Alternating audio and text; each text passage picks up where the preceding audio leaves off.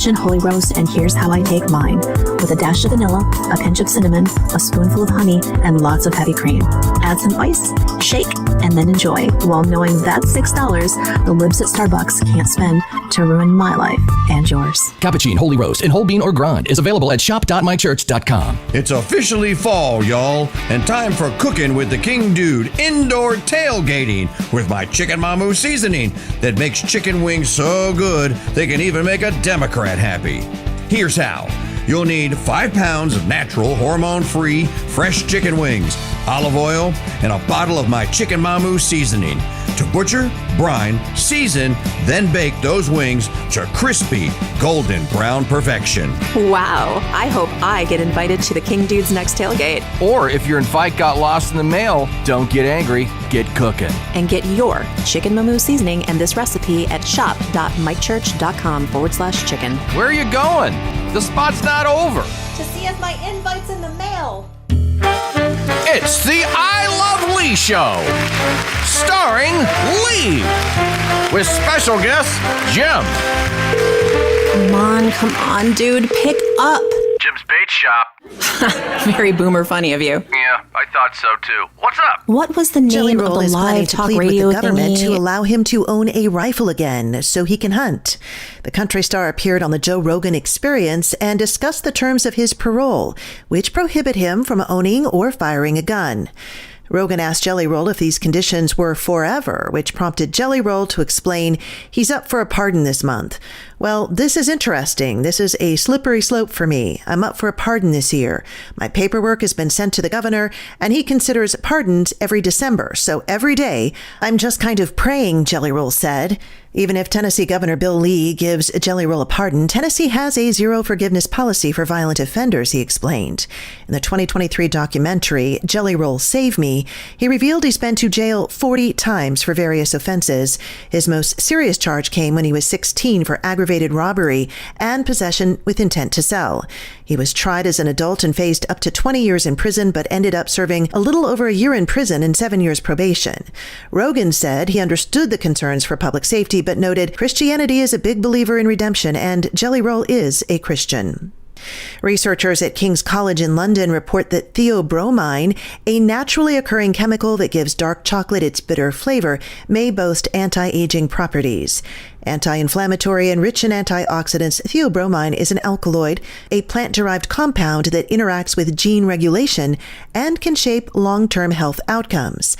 Published last week in the journal Aging, the analysis revealed how theobromine levels in the bloodstream can help keep cells and organs young. Unlike chronological age, which is the number of years we've been alive, our biological age represents the age of our cells and organs. It's influenced by factors like genes, lifestyle, environmental exposure, and diet, including potentially the amount of cocoa we consume, writes the New York Post.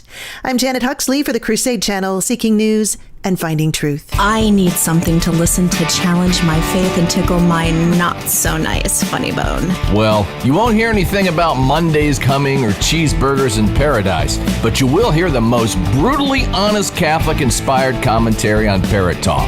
Weekdays. Oh, this Boats, Beaches, Bars, and Ballads fan sees what you did there. Weekdays at 2 Central on the Crusade Channel, our app, and always on crusadechannel.com. Live talk and podcast radio. The way it should be.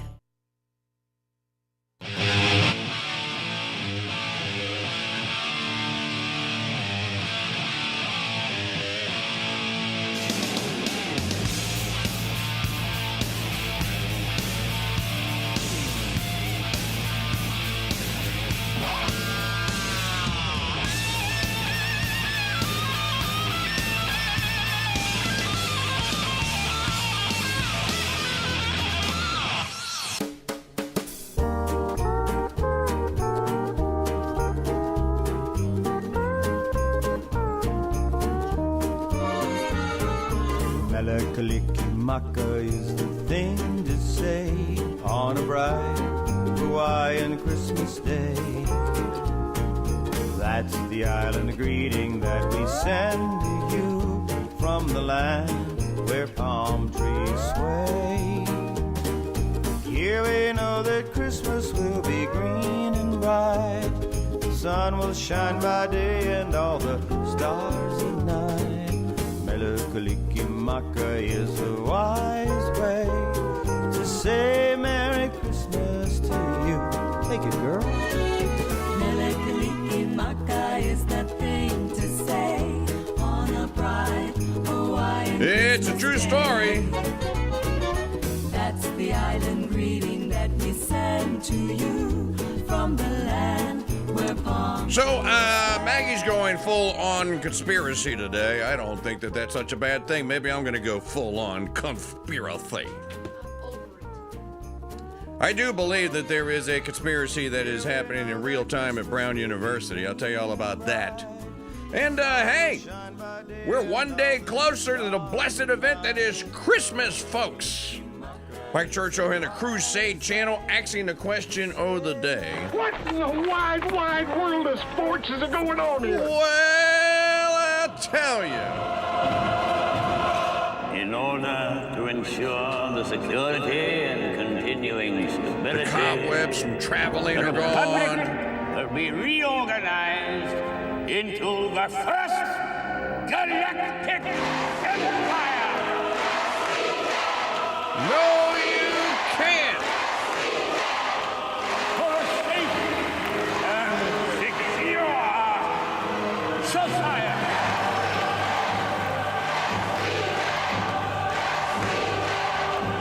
So I'm calling on Congress to pass these reforms, and I'm going to sign them into law. You called down the thunder, well, now you got it. You tell them I'm coming, and hell's coming with me here. Hell's coming with me. Wait. Restart the show. Stop the phone. What? Okay. You have to read C.R. Turwell's comment in the chat room. All right, I'm just going to riff off of you, C.R. Turwell. I'm starting with you, babe. It's me, you, and Maggie, because that is exactly, I wasn't going to say ho, but you did. So that's exactly what I was thinking. Our telephone number is 844-527-8723. The Christmas hotline is 844-5-CRUSADE. My email address, same as it ever has been. I am KingDude at protonmail.com. Oh, you got to go into the chat room. You people listening on 990 AM, WGSO, and terrestrial radio stations out there, you have no idea. The Founders Pass membership is worth the price of entry today just to go into the chat room. Okay, all right. I was going to start with this anyway. Crusader Stadium chat room. C.R. Turwell. I'm going to quote you. And since I know who she is, I know it's a she. So, don't be offended. I'm going to quote you, hun. How about that? Oh, bless her heart. Quote. If Candy and Erica did all that for show, I am done with it all and will forever hold the stance that women should never be in positions of power, ever. If so, they are both media hoes. Exactly what I was thinking. And by the way, for all of you going, you're just a bandwagon jumper, Cardi. Okay, well, let me show you the thumbnail that I made an hour ago. PR scam, the Thrilla, nope, Vanilla in Arizona.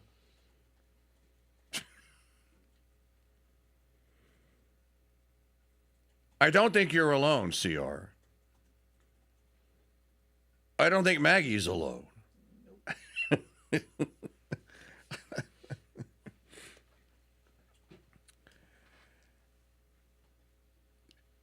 Please re-listen to yesterday's final segment of the Mike Church Show. As a matter of fact, I'm going to make it public. I'm just going to put it out as a podcast as soon as the show's over. Allison, if you're listening, will you do us a favor? Will you just grab the Magdalene Rose segment from yesterday and put that up as a podcast publish it everywhere? Ladies and gentlemen, this is the point that I was trying to make with Magdalene yesterday, right, Maggie? I think I made the point. I was just listening to the rebroadcast, and I like listening to my rebroadcast because I like listening for my mistakes and going like, well, I shouldn't have said that. Oh, you said that. That was good. That wasn't so much. So the point that I was trying to make with our political affairs contributor, Magdalene Rose, was betwixt the Candace Owens Kirk meeting in Arizona, the thriller in Arizona. And by the way, that comes from a Muhammad Ali Joe Frazier fight. I'm gonna float like a butterfly, sting like a bee. It's gonna be the thriller. It's gonna be in Manila. Muhammad Ali did have a way with words. Hey, and speaking of C.R. Tower and all you in the chat room, that's a really good analogy, because Ali became Ali because he was just such a grandiose self-promoter.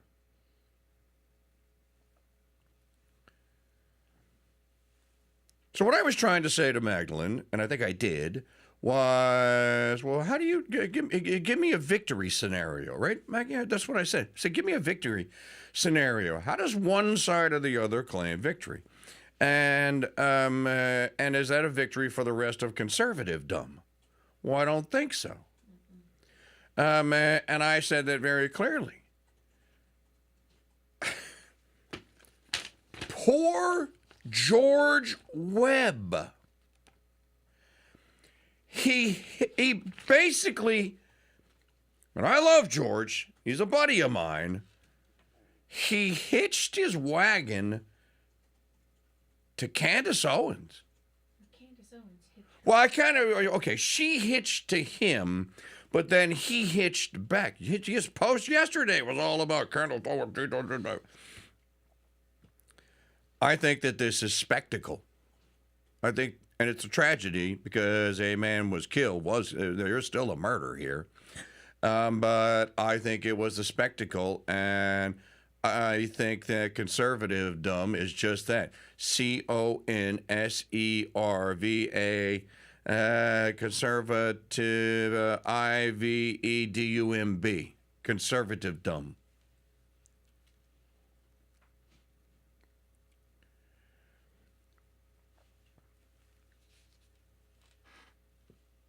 And C.R. Turwill is right. So is Maggie.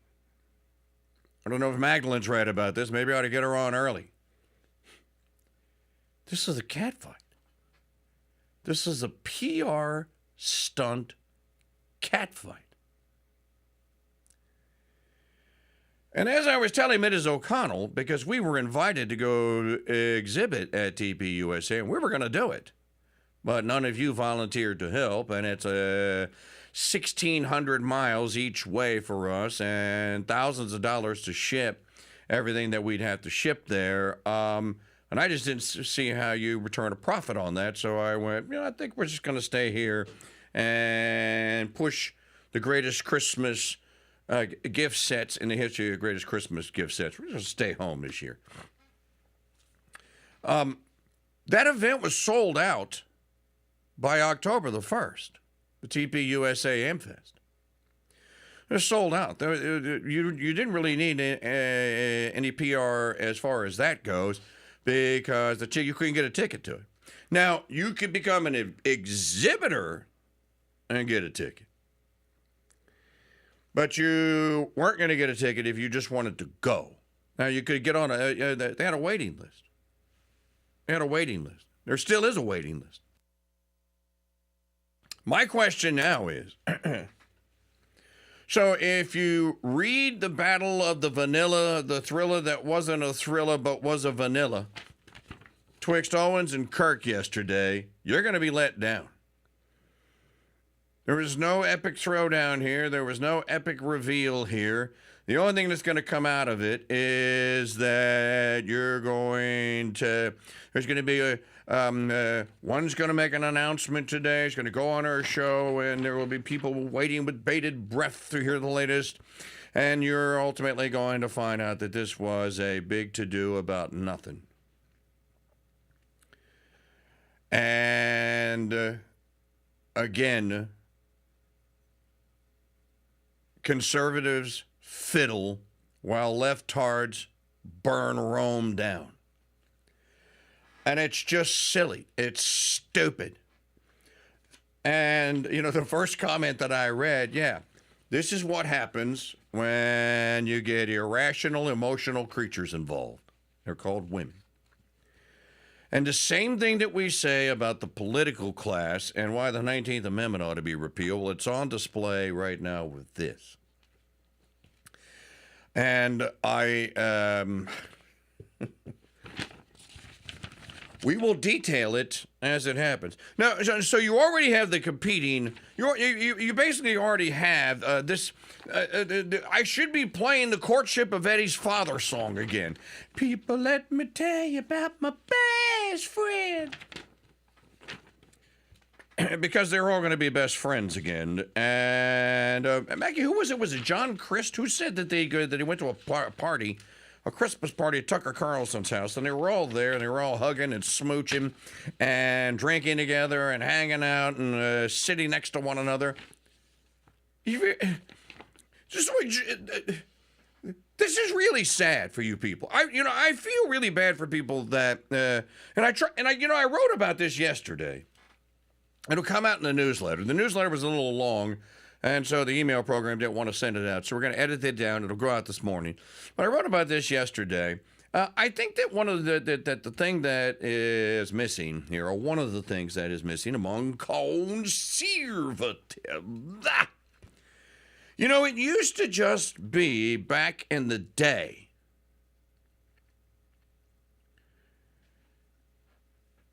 Being was enough. In French, the term is raison d'etre. If I were to break it down and I was teaching a French class, I would break it down to raison d'etre. Or you could say d'etre. What does that mean? Raison obviously means reason. D is the, or in place of the, or du is from or of. Être in French basically means being, to be. It's kind of Shakespeare, to be or not to be. It used to be, back in the days of Christendom, that men could be contented merely by the fact that they were. That they were fortunate enough to have been blessed with so many resources and great things. And one of those great things, or the primary great thing, was salvation. Was the prospect of salvation and the prospect of a blessed eternity that they would have gotten through their Christian faith. And just being, therefore, was enough. You didn't have to go and feel compelled every day, as we do in this system that we call capitalism, that I have to accomplish and gain today. If I start the day with $100 in my bank account and I don't end it with $100.01, I'm a failure. So I have to consume, I have to trade, I have to buy, I have to sell, I got to get clicks, I got to get likes.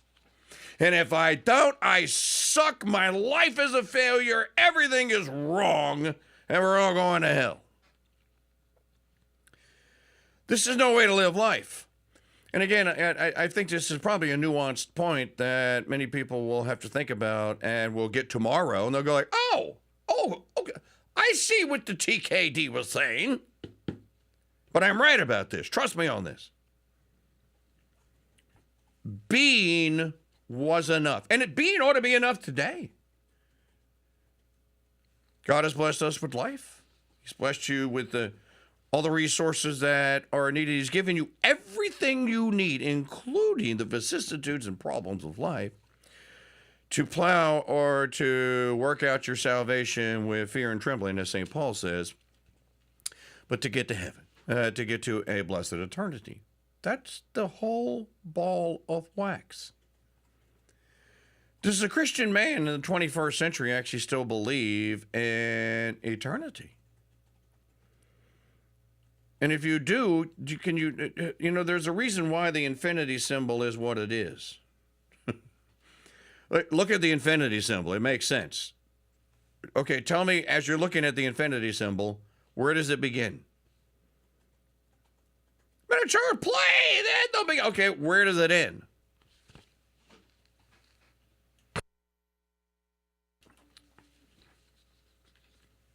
There's a difference between infinity and eternity, because somebody's going to send me a piece of hate mail or correct us the message. But eternity is forever. It's quite a concept here. The thing that we say at the end of after communion, if you're a Catholic, you say quid ad hoc eternitatem. How does this look when viewed through the lens of eternity? It actually says it in the Licence Missal. Every day, my watchword should be quid hoc ad eternitatem. It's a beautiful little phrase. I encourage everyone, I don't care what denomination you are, it's just a beautiful little thing to think about every day. Well, how does this look through the lens of eternity? We conservatives are supposed to be the traditionalists. We're the ones that are supposed to get this stuff right. We're the ones that aren't supposed to be all glam and glitz. We're not supposed to be neon. We're supposed to be salt of the earth. We're the ones that are saying, hey, we need to get back to the land, I thought. And yet here we are, embroiled in this ridiculous spectacle between these two broads. Yesterday, here, let me take a little sidebar here. There's something that I think kind of fits in this. Yesterday, President Trump put a tweet out yesterday, or a true social media post, wherein he basically danced on the grave of Rob Reiner. It's despicable. It's not acceptable. He shouldn't have done it. And, but TKD, he ended it with may he rest in peace. Yeah. It's one of those things that you go like, really? I mean, you're the president of the United States. A citizen has just died. I don't care who it is. Don't dance on the grave. Just don't do it. Still a human being. He still had an eternal soul. So, and he still, Mr. and Mrs. Reiner, I'm not going to say anything because I don't know what's in God's judgment or what's in his view of what he does at judgment. But they did get the four final things. They got death, they got judgment, they got heaven, or they got hell. And what Trump put out, he was even asked about it, and he went, well, he was a despicable, he was a Trump derangement syndrome. And it's true. We have some clips for you. I mean, Reiner was just an absolute monster. You know, from the time he appeared on the scene as Meathead against against the lovable Carol O'Connor playing Archie Bunker, Norman Lear did that intentionally. I don't know if you people know this. As a matter of fact, I think that there is a chapter in L. Rushbo's first book, The Way Things Ought to Be. It's not all about Norman Lear, but he does mention Norman Lear, and he does mention All in the Family. All in the Family was a television show that was presented to undermine conservatism and tradition. The meathead character was put in there intentionally to insert radical leftist nutbag views into American primetime television, and audiences gobbled it up. You know, you picked your side. You were with Archie Bunker, the supposed bigot, or you were with the enlightened and progressive meathead and Little Goyle. Let me tell you something there, Little Goyle. And of course, that television show was number one for so many, for many years, and launched the career of Rob Reiner. He didn't really need a launch. I mean, what's Carl Reiner's son? I mean, Carl Reiner in the comedy business is a legend, but we were listening to some Rob Reiner's things that he said about President Trump. I mean, my Lord. So I kind of understand why Trump feels like that, but he could have held his fire for a couple of days. You didn't have to do it the day of. And I just think it's despicable. And I think it's beneath the office of the presidency. And I don't think he should have done it. And I wish he would have taken it back. But once he does that, he can't take it back. He's Trump. He won't take it back. So we'll continue talking about all these. I want to go full-on conspiracy today. I believe that Ella Cook, the vice president of the college Young Republicans at Brown University, I think she was assassinated.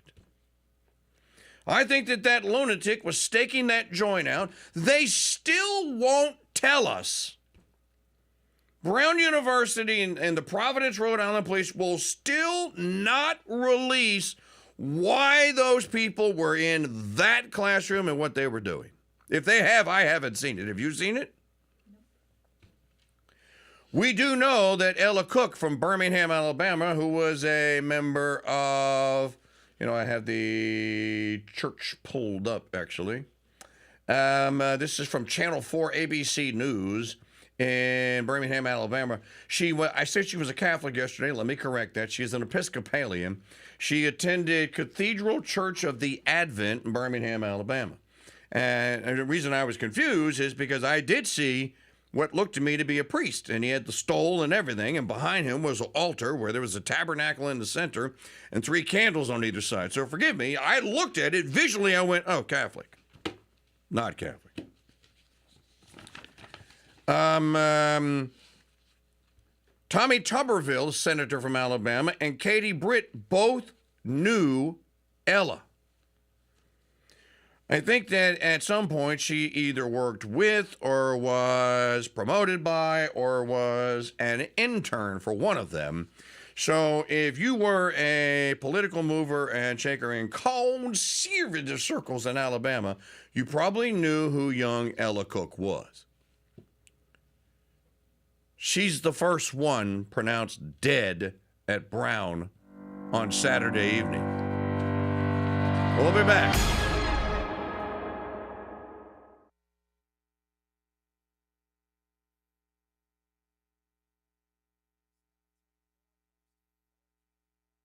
This new 3M is the freshest spin on true crime shows since dinosaurs were solving cold cases with fossil evidence.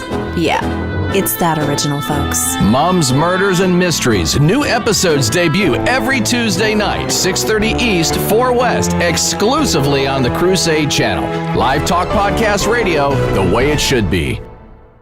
Thousands of years ago, if you owned a book, you had to haul it home in a wagon, and you'd need your 2 oldest sons to carry it into the house. Then you'd need one family member who could read The Story of Beowulf. Another to hold the candle. Hold it steady. And another to turn the pages. Not that close, you'll catch it on fire. The good news for you is that was then and this is now. And now you have the Founders Trading Post store, where ordering, delivery, and reading your favorite books is literally a snap. Here's what's new this month. Flee from Heresy, from the one and only Bishop Athanasius Snyder, a Catholic guide to ancient and modern errors. This title and many other new releases are available alongside classics and favorites 24/7 at shopmikechurch.com. You can also shop using your app. Download and shop today at shopmikechurch.com/app. Hello, Crusaders. I'm Janet Huxley at the Crusade Channel News Desk with your Crusade Crucials for Tuesday, December 16th, 2025. Today's newscast is brought to you by the all-new Crusade Channel 2.0 app, the best way to listen to the KingDude ever. And installation is so easy. Open up a browser on your device, go to crusadechannel.com/app, tap the download button, then open the app. It's literally that easy. In the market report, the Dow fell slightly, 0.09%, the S&P 0.16%, NASDAQ dropped 0.59%. In National Day calendar news, today is National Chocolate Covered Anything Day. Chocolate lovers are to rejoice today because on this day, it's the chocolate day you've been waiting for. This day, dip and drizzle your favorite foods in every kind of chocolate. It's also, oddly enough, Barbie and Barney Backlash Day, allowing parents to take a vacation from all the repetitive sing-alongs and storytelling. Cheryl Leach created Barney and Friends in 1987. The show first aired on PBS in 1992, aimed at children ages 1 to 8. Did you know Barney and Friends aired for 14 seasons? Our quote of the day, this morning my soul is greater than the world since it possesses you, you whom heaven and earth do not contain. Margaret of Cortona. And you can learn all about today's Saint of the Day at the Saint of the Day podcast at crusadechannel.com. You're listening to Crusade Channel News. Hello, Crusaders. It's Trader Jill, aka Lee. When I want the best in live talk radio in the palm of my hand, I always have it with the all-new Crusade Channel 2.0 app, even for technophobes like Jim. I heard that! Listening to or watching the KingDude live or on podcast is just literally 2 clicks away, and installing the app is so easy. Open up a browser on your device, go to crusadechannel.com/app, tap the download button, then open the app. Tap login now or proceed as guest. See? It's really that simple. Don't ever be without the Master Chief himself. Again, no matter where you are, install the Crusade Channel app today. The all-new Crusade Channel 2.0 app is the best way to listen to the Crusade Channel ever. And installation is so easy. Open up a browser on your device, go to crusadechannel.com/app, tap the download button, then open the app. It is literally that easy. Install the Crusade Channel 2.0 app today at crusadechannel.com/app. If women living near rivers and taking the pill turns the frickin' frogs gay, imagine what happens to men on the same river who don't listen to Mike Church. You're a mean one, Mr. Grinch. You really are a heel. You're as cuddly as a cactus. You're as charming as an eel, Mr. Grinch.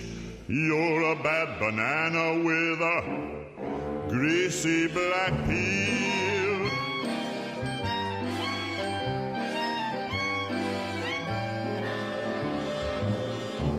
You're a monster, Mr. Grinch. Your heart's an empty hole. Your brain is full of spiders. You've got garlic in your soul, Mr. Grinch. I wouldn't touch you with a 39.5-foot pole. You're a vile one. I usually just let this play because people get agitated when you cut it off. Why did you cut the Grinch off? I was enjoying that You song. have all the tender sweetness of a seasick crocodile, Mr. Grinch.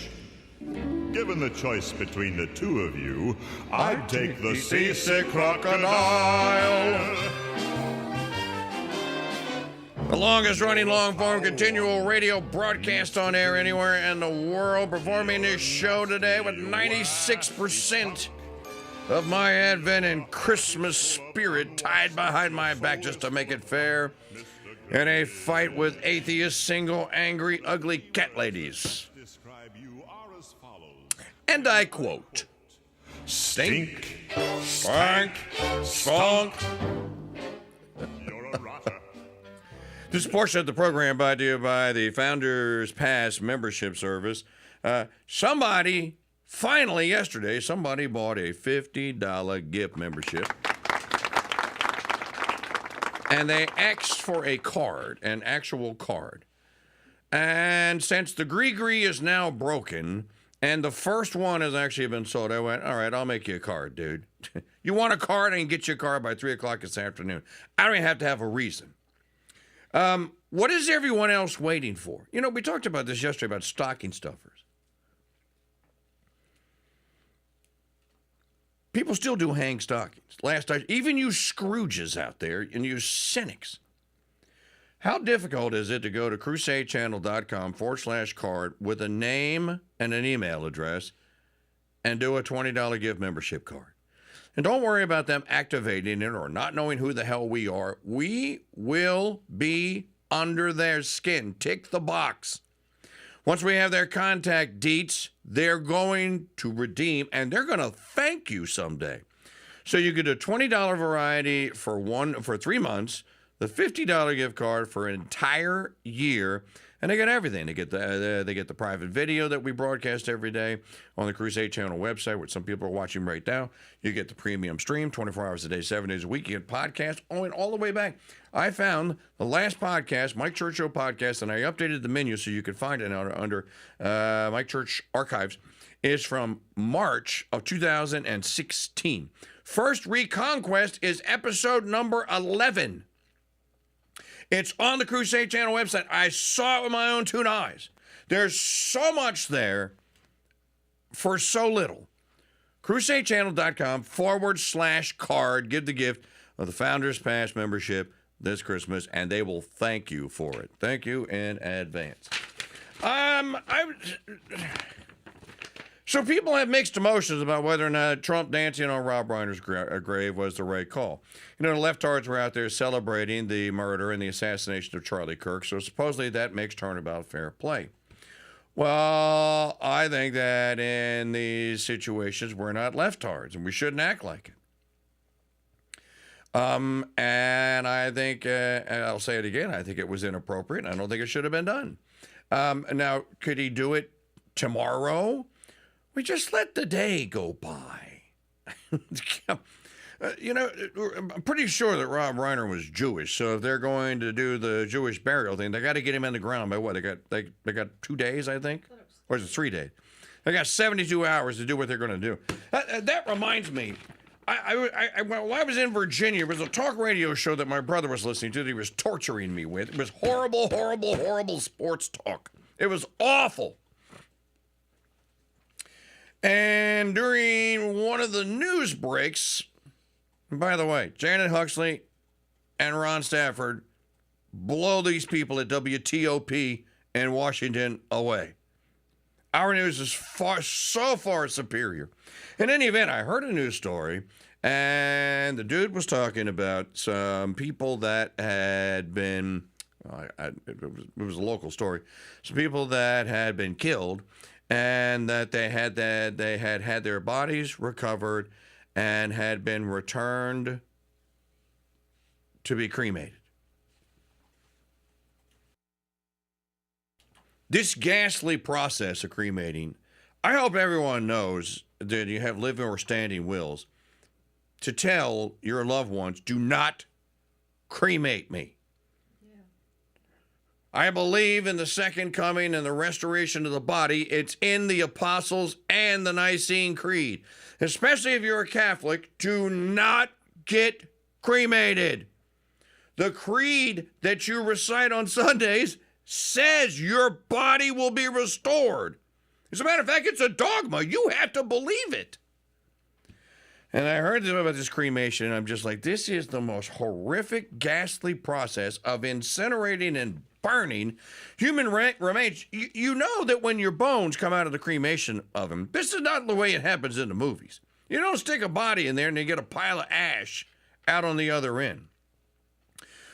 The bones do not burn. I mean, they do, but they don't burn to ash. They actually have to take them and put them into these, I forget what they call them, put them into these gizmos and pound the snot out of them with sledgehammers, basically, if you have to do it by hand, to turn the bones into dust. Your bones survive the cremation process. In any event, I don't know what they're going to do to Rob Reiner. But this man was a detestable human being. He was absolutely just detestable. And I don't think that they're just recently he was saying out there saying things about President Trump. I know why Trump did what he did. Reiner got under his skin, obviously, and he didn't like it. I still think that it was inappropriate, but I kind of understand where he's coming from. I just think he's the president. That's a citizen. He's a human. Give him a day, dude. If you listen. Okay, Maggie, what was the movie called about Charlie? Or something, or Charlie's Cry, or something like that. The Reiners made a movie about their son, Charlie. It was called Being Charlie. The movie was called Being Charlie. It came out in 2016. It was a documentary. So the Reiners supposedly dedicated their entire lives to trying to get their son, Charlie, off of heroin. That's not their son's name. Oh, it's not? No, the son's name isn't Charlie, but the movie is Being Charlie, but the son's name is Nick Reiner. Of course, he's been arrested for the murder of his parents. Now, imagine that you hate your parents so viciously, so viscerally from the gut, that you knifed both of them. By the way, the people that lived on the same street that the Reiners lived on, like Billy Crystal lived down the street, as soon as they heard the news, they went, oh, Nick did it. They all knew that the deranged son was the killer. And, of course, the LAPD, ultimately, they arrested him like in broad daylight yesterday. But Rob Reiner lived an absolute miserable life. And he was miserable. And I think that people like him try to make other people miserable. I don't think you should be one of those people that tries to make other people miserable. I want to share something from Rod Dreher. This is where I got this story. Actually, I'm going to go to Reason Magazine because Dreher just quotes it, but I started reading it and I went, oh, okay, interesting point. This is a woman's name is Stephanie Slade. The story at Reason.com is the far right is powered by left-wing illiberalism and hypocrisy. The left has to accept that it shares blame for our current political mess. Folks, I think that we are in the end phase here of this thing we call democracy. I think that it is eating its young now, and it's going to destroy itself. And the ridiculous notion that somehow men are superior to God, Almighty God, when God revealed to us. I mean, he sent, we're about to celebrate it in 9 days. He sent the second person of the Holy Trinity. And the word was, as St. John's Gospel, verse 1, John 1 through 19 says, and then the word was made flesh and dwelt among us. And we saw him the glory. So the second person of the Holy Trinity, hypostatic nature, two natures, comes to earth, lives among men here. And here we are 2,100 years later, and there's still some people that are questioning this. But 2,100 years later, still trying to figure out why. I wonder what Jesus meant about this. What did he mean about seek ye first the kingdom of God and all these things, and my justice will be added unto you? I don't think that there's any mystery here. I think we've turned it into a mystery. And this article here by this Stephanie Slade woman, she's basically going, our politics are poison. There's nothing redeemable left in them. They're poison. And they're going to produce poisonous results. And as a result of that poison, and this is the doing of the illiberal left. What an irony. We used to call these people liberals. Stop calling them liberals. They're not leftards. They're leftards now.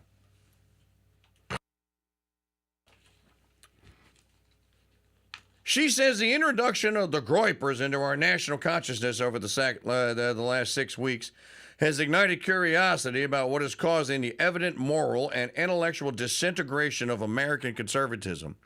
Folks, you can see it. It's happening right in front of your eyes. This Candace Owens, this Cirilla in Arizona, this PR scam that these two wenches pulled, which I think is now being revealed as what it was. This is conservatism now.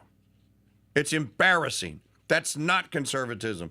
As a matter of fact, I made the case yesterday to Magdalene Rose. I'm like, well, you know, if you insist that you have to have some woman that's going to carry the standard of Joan of Arc into battle, maybe you ought to pick, instead of Candace Owens, maybe you ought to pick Phyllis Schlafly.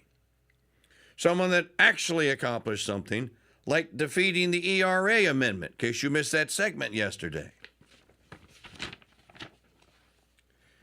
If there's one thing the voter that, she says, as someone who has been covering this space for years, I do not believe it's possible to grasp what's happening on the right without accepting that the left has for decades now been on its own illiberal journey, because to a far greater extent than most observers would like to admit, the former phenomenon is a response to the latter.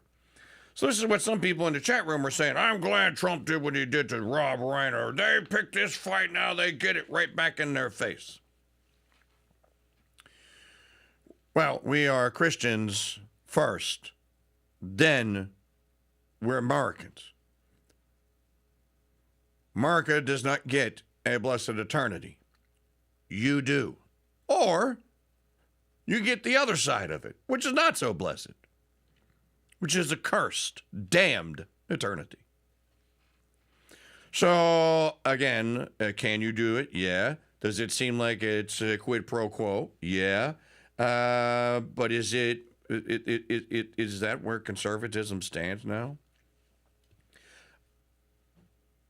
Well, it is where it stands. Should it? And then she says, if there's one thing that voters of President Donald Trump and reactionary online personalities alike have made clear, it is that they're frustrated by the eagerness of mainstream institutions to excuse left-wing overreach while treating every right-wing infraction as an existential menace to democracy. And you hear this now. What's his name? Chris Murphy from Connecticut blaming Trump for Ella Cook's murder at Brown University. Well, this is a result of Trumpian politics. Trump tried to save babies. Now, he may have incinerated some Venezuelans. It's true. He saved an awful lot of babies. He stopped mutilating children. He's probably the most pro-life occupant of the White House in history. Did he get everything right? No. But the idea that all this violence, that this is all Trump's doing, Trump's not the one out there telling the illegal alien criminal trespassers to resist.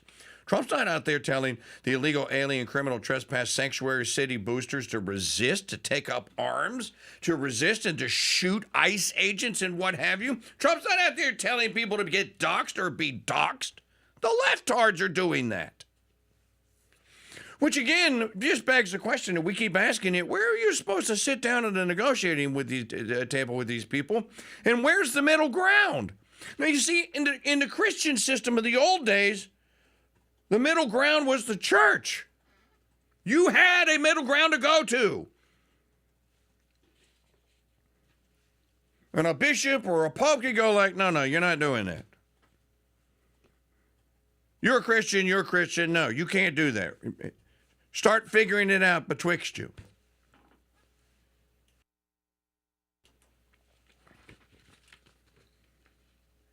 This has created a boy who cried wolf problem where attempts to sound the alarm about serious threats to the rule of law during Trump's second term often provoke eye rolls or yawns. That's right, because everything is a threat, right?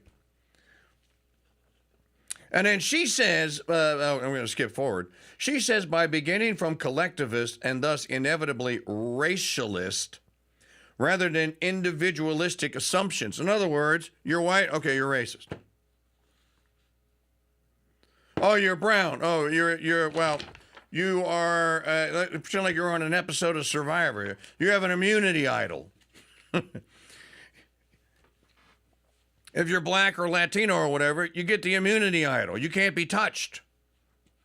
Well, he's a killer. Yeah, but it's okay. He's got the immunity idol. That white girl on that train deserved it. Why? Because she was white. Where do people think that kind of radical, violent, evil thinking comes from?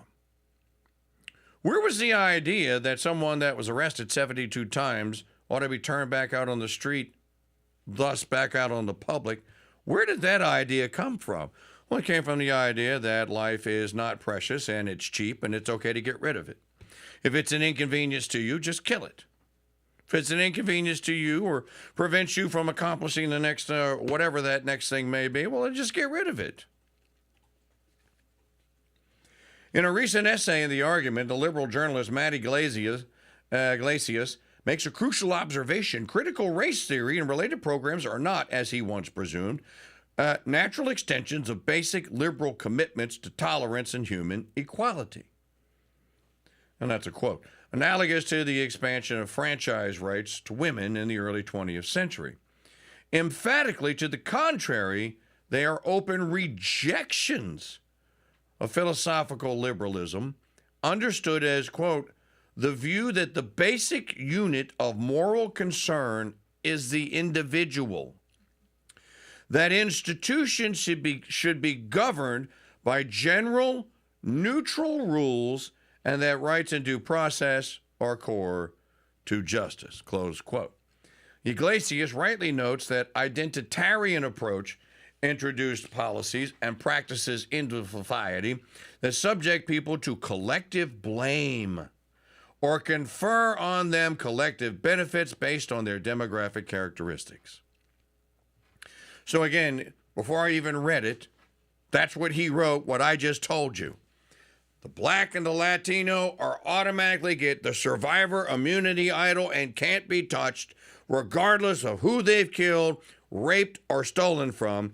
But the white guy or the olive-complected dude whose ancestors were from the Caucasus once upon a time, automatically guilty. He did it. He did it in the kitchen with a knife. Or whatever, with the pipe wrench. This is going to lead to a war. Ladies and gentlemen, the only possible outcome of this is war. Well, hell, we're already in it. We just haven't started banding together and shooting at one another.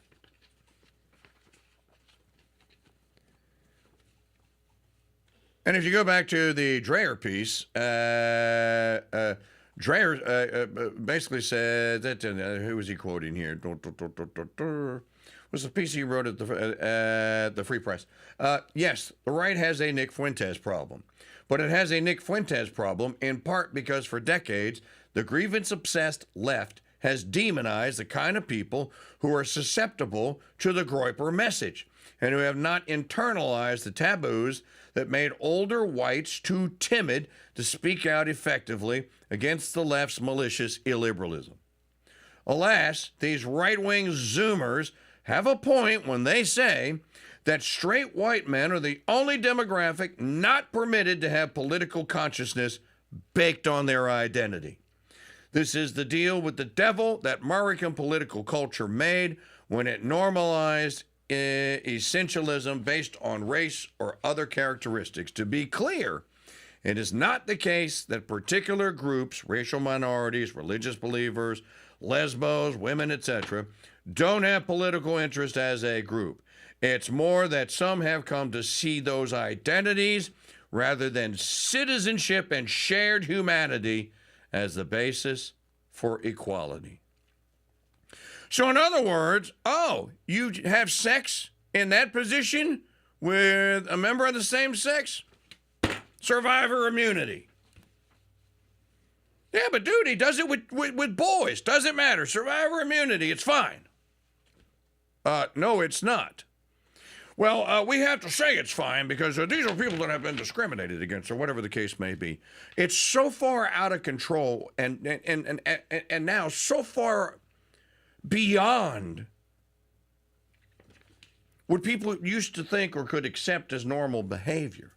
They've tried, as I've said, one of my maxims, they tried to normalize the unnormal. They tried to make normal the radical or the unprecedented. Well, that's kind of unprecedented. You're going to cut her boobs off? She's only 14. Yeah, but she identifies as a boy, and she wants to go skater boy, and she wants to go topless, so we have to do it. There she justified it. One of the first ones that they did and publicized it because she wanted to do skateboarding topless. It's in National Geographic. I'm not making this up. Where do people think that this is going to end up?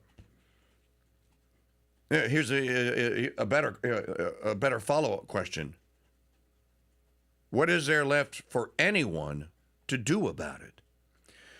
You know, in my conversation, which I started editing and putting together yesterday with John Sharp about New Christendom and why people or just Christendom, and why people don't think that what was once possible is possible again. That doesn't mean that you got to get rid of the internet and electricity and automobiles and all that. People no one is going to LARP their way into New Christendom is the point. But you can work your way into it. But you got to have the desire to do it. We'll talk about it more when we come back.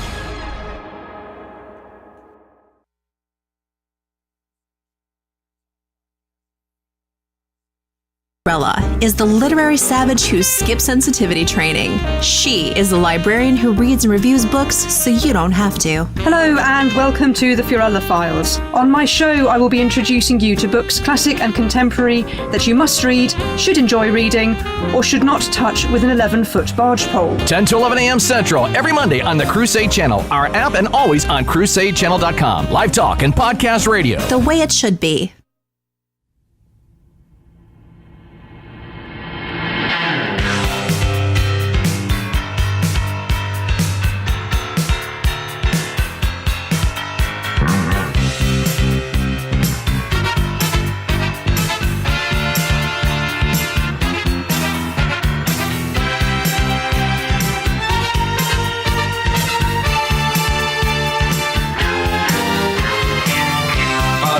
His Sunday best. Mother's tired, she needs a rest. The kids are playing up downstairs. Sister's sighing in her sleep.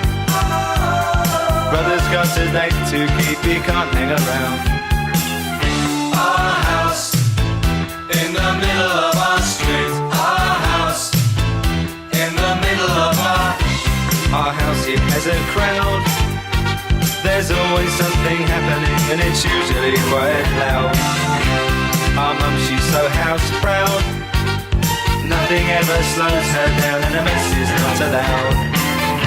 Our house in the middle of our street. Our house in the middle of our house in the middle of our street. Something tells you that you've got to move in the middle of our Father gets up late for work. You may not believe it, but Bram Stoker's Dracula may be a work of non-fiction. What? That's scarier than getting stuck in an elevator with Jasmine Crockett. Oh, good grief. Really? Come on, I'm trying to be serious here. Okay. Hear it and other amazing tales on Turley's Believe It or Else, 10 to 11 a.m. Central, every Tuesday on the Crusade Channel. Our app and always on CrusadeChannel.com. Live talk and podcast radio. The way it should be. Hey folks, it's Mike Church, producer of the Shakespeare Radio Film Festival, announcing that we're offering the entire festival, including Joseph Pierce's commentaries, for just $19.95. That's a 50% discount. This exclusive download will include over 16 hours of festival content. To reserve your Shakespeare Radio Film Festival download at an incredible 50% off, go to crusadechannel.com/Hamlet. When most people hear the word coffee, they conjure up visions of a ceramic mug in the palm of both hands and a woman slowly sipping. This isn't a Folgers commercial. It's for Capuchin Holy Roast, and here's how I take mine. With a dash of vanilla, a pinch of cinnamon, a spoonful of honey, and lots of heavy cream. Add some ice, shake, and then enjoy, while knowing that's $6 the libs at Starbucks can't spend to ruin my life and yours. Capuchin Holy Roast in whole bean or grind is available at shop.mychurch.com. Hey Lee, you know, we've known each other for a bit now. I just wonder, what do you really love to do? I love posting civilization-saving threads on X.com, but I get so tired of outrage porn scrolling my medulla has gone oblong blanca. Well, I know just the thing. Pour an iced Capuchin Holy Roast coffee. Put your earbuds in and catch 2 hours of suspense. The greatest of all mystery, horror, and whodunit classic radio serials. Perfect. While you were talking, I completely forgot who Jack Posobiec was. Catch all 900 plus episodes of Suspense every weekday from noon to 2 p.m. East on the Crusade Channel, our app, and always on CrusadeChannel.com. Live talk and classic radio. The way it should be. Back in the 90s, there was this thing called the cigar boom, where everyone was buying and smoking handmade cigars. But here's the thing. The popular cigars then were the best-made cigars, like Fuente, Joya de Monterrey, and Avo. Over the next 10 years, craftsmanship was replaced by gimmick and slick packaging, and that's when I decided to get in the business and launched El Rey Dude Corona cigars. 20 years later, I launched Mancipio Maria cigars with that same principle in mind. Make a great handmade cigar, and that's exactly what we do in 4 sizes. I invite you you to try a 4-pack sampler of my Manchipia Maria cigars and taste them for yourself in smooth, natural, or bold Maduro wrappers. And to sweeten the deal, I've discounted them 25% for a limited time. And as always, we include a personal humidifier with every order. To order, go to shop.mikechurch.com. Order $50 or more and shipping is on me. Try my Manchipia Maria cigars today at shop.mikechurch.com. Hey, Jim, remember when we used to be like Joe Walsh? I'm making records, my fans, they can't wait. Now we just talk about making hit records. Well, parody versions of hit records. Join the King Dude and Jim Mosier as they pick apart the greatest parody songs of all time and the hits they were based on. It's Album Autopsy, exclusively on the Crusade Channel. Live talk and podcast radio the way it should be, and doesn't disappoint your mother. Everybody loves a good trilogy. The Lord of the Rings, Star Wars, and now the KingDude Seasoning Trilogy. There's Beast and Butt Rub, Acadiana Steak, and the brand new Chicken Mamu Seasoning, a lemon herb-based rub that's won trophies in barbecue chicken cook-offs. Now, we've bundled all 3 spices together, and you can get them for one low price for less than it costs to rent a movie trilogy. And the KingDude offers you his personal money-back guaranteed of your taste buds' complete satisfaction. Order a KingDude Seasoning Trilogy today at shop.mikechurch.com. Hello, Crusaders. It's Trader Jill, aka Lee. When I want the best in live talk radio in the palm of my hand, I always have it with the all-new Crusade Channel 2.0 app, even for technophobes like Jim. I heard that! Listening to or watching the KingDude live or on podcast is just literally 2 clicks away, and installing the app is so easy. Open up a browser on your device, go to crusadechannel.com/app, tap the download button, then open the app. Tap login now or proceed as guest. See? It's really that simple. Don't ever be without the Master Chief himself. Again, no matter where you are, install the Crusade Channel app today. The all-new Crusade Channel 2.0 app is the best way to listen to the Crusade Channel ever. And installation is so easy. Open up a browser on your device, go to crusadechannel.com/app, tap the download button, then open the app. It is literally that easy. Install the Crusade Channel 2.0 app today at crusadechannel.com/app. In a world more and more infiltrated with fake news, AI-generated slop, isn't it great knowing that Crusade Channel news is still researched, written, and performed by actual humans? Hey, what are you doing in here? Oh no. Get your hands off of me. You chipped my chip. Boys, break it up. Jeez. Catch Crusade Channel News weekday mornings on the Crusade Channel. Live talk and podcast radio the way it should be. No AI was harmed in the making of this radio content, but we hope to next time. The Mike Church Show, serving the hard liquor of truth to men who want to get drunk fast. Since 1992.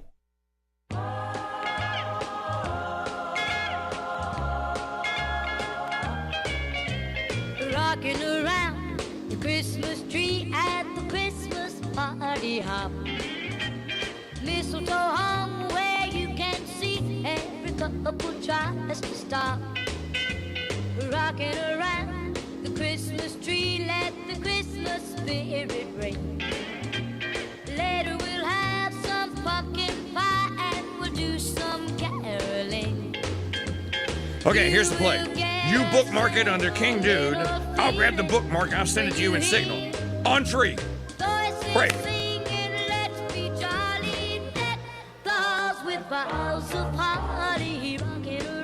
Well, no, it just happened. That's how it happened.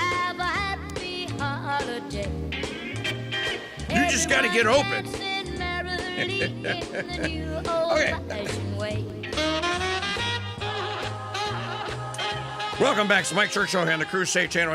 Live talk radio the way it should be. America's morning show. And demonstrating why that is right now because... Okay, Maggie, let me grab this link here for you. Because where the show is developing in real time as it does every day, which is why you should be telling your friends, live talk radio is not podcasting. Somebody the other day, where was I? Said, well, the podcaster such and such. And I went, yeah, right there. Live broadcaster in the age of the podcaster. And we can do things in real time that they can't. Like, I can send this link that was just posted, published, whatever you wish to call it, from Mark Halperin to Maggie O'Connell. Let me just set this up. Ella Cook was in a room somewhere on the campi of Brown University on Saturday afternoon evening. Some lunatic burst into the room and killed her, murdered her. Now another young man or another, that kid was from, I saw it this morning. He was an exchange student of some sort, and he had some serious spinal disorder. But he wanted to become a neurosurgeon, so he got into Brown University. He died from his wounds. And then 9 other people were injured. 15 others were injured. So now it's 2 dead and 14 injured. The Providence, Rhode Island, I watched the press conference yesterday. By the way, how is the police chief of Providence, Rhode Island, recently immigrated from Juarez, Mexico? Because I was in the other room. I wasn't watching. I was listening to it, and I didn't know what it was. And I'm hearing him talking. I'm going like, why are they broadcasting a press conference from some poor English-speaking police chief somewhere in Mexico? And I walked in here, and I went, oh, that's the police chief of Providence, Rhode Island. Okay, got it. It was very strange. Okay, so somebody goes into, or this person goes into this room, and he shoots obviously 15 people. One of them, fatally shot, is a young woman from Birmingham, Alabama, named Ella Cook. She is the vice president of the Young Republicans at Brown University. She is from Birmingham, Alabama. She was very well known to Senator Tommy Tuberville and to Senator Katie Britt, who both wrote things about how they knew young Ella. So you have a very young, conservative Southern girl at a Northeastern leftard institution of higher communist indoctrination. Somebody bursts into the room, and now she's dead, and 15 other people are fighting. 14 others are fighting for their life. I think they went after her. And the fact that the Brown University will not release, they will not tell us what was going on in that room. Who was meeting? Why were they meeting there? They won't say. Now, the only thing we got yesterday was a couple of pieces of bad video. The Bigfoot film has better video than Brown University in Providence, Rhode Island Police Department released. 800 some odd surveillance cameras, and supposedly they turned up 0.0. Now all there is ring camera footage, basically, and it's bad footage. What in the hell is going on here? And and I'm watching that press conference, and I'm going like, I'm sorry, Sheriff, Captain, whatever you are, you do not inspire confidence that Ella's murderer is going to be caught. Is that in Signal or chat? In the chat room. This is what you're talking about. A guy just tweeted that. So as I'm saying, I came in this morning, I said this in the opening monologue if you missed it, and I said, I think that Ella Cook was assassinated. She was Charlie Kirk.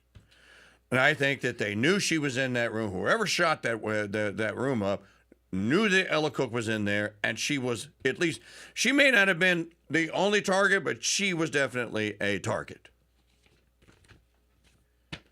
Now comes Mark Halperin.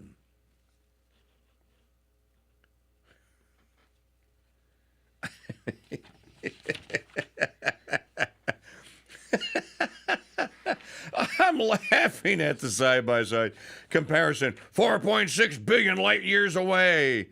And you get a crystal clear image of a quasar and a couple of stars and some galaxies next to it. 10 feet away, security cam. The Bigfoot film is clearer. Now, in our neighborhood social media page, they post ring camera video of kids doing ding dong ditch whatever, and it's crystal clear. You can make out whose child this is by the nose, right? Right. But Brown has blurry. I don't understand it. People- You can get a $40 ring camera that's better than what Brown has on the campus. People that live near Brown University have terrible ring cameras.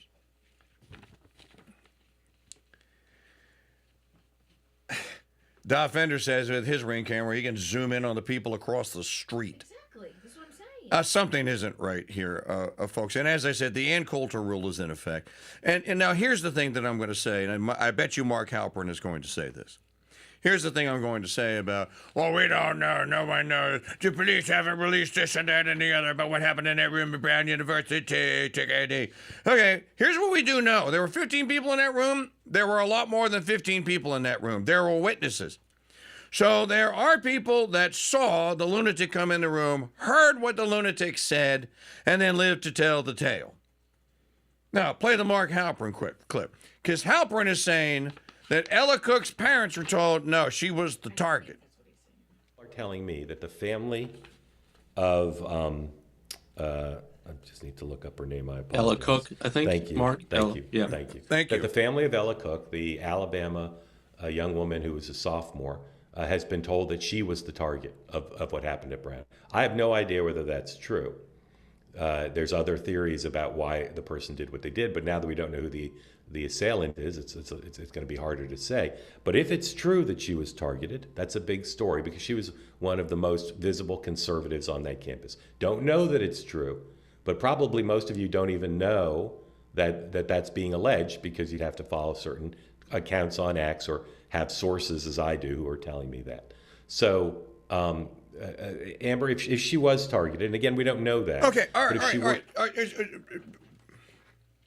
KingDude Spidey sense usually correct, and I'm telling you that he's onto something, and I'm onto something, and I was onto something yesterday. Ella Cook was one of the most outspoken conservative young people on that campus. It's open season on conservatives. Lunatics are out there, folks, and they are just being activated. Oh, come on, TKD, this is just an isolated incident. A police officer in Bellevue, Washington was murdered last night after a fake 911 call came in that lured him to a home where there was a Muslim madman awaiting him who stabbed the officer to death.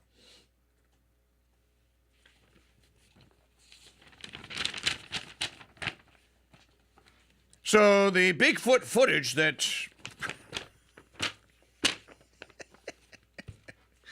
the Zapruder film footage that we have of Ella's killer shows him pacing outside, I'm assuming, is a university building. Looks to me like he's casing the joint or he's stalking or whatever it is that he's doing, if that's the guy. It's open season on conservatives. This poor girl, and she was beautiful. I mean, I looked at it and went like, it could have been my daughter. Could have been one of your daughters. Again, she was well known in conservative and Alabama Republican Party politics. She was well known by Katie Britt. She was well known by Tommy Tuberville.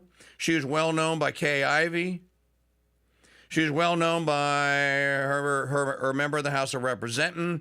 I mean, I saw if they have an X account and they're in Alabama and they are Republican, they wrote something about Ella Cook. They knew that little girl. They knew her.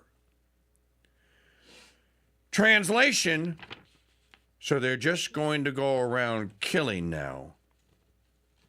Any right-winger or any conservative or someone that's labeled a conservative that dares to go public. So what is this footage that you're showing? This is the stalker? This is the guy. This is the Bigfoot. Well, actually, that was a little bit clearer than the other one we saw.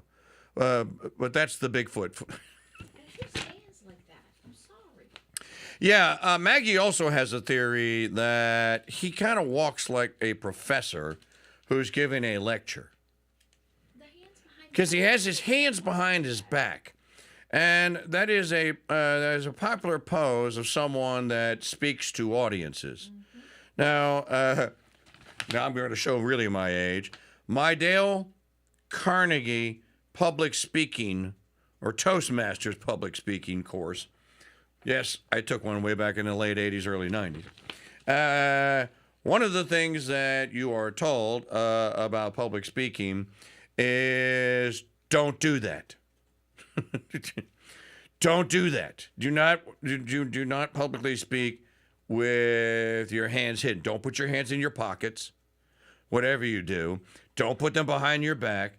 Your hands are always visible. And this is just it's a subconscious thing to say, see, I don't have any knives. I don't have a gun or anything. It's okay to speak with your hands. Well, most people do.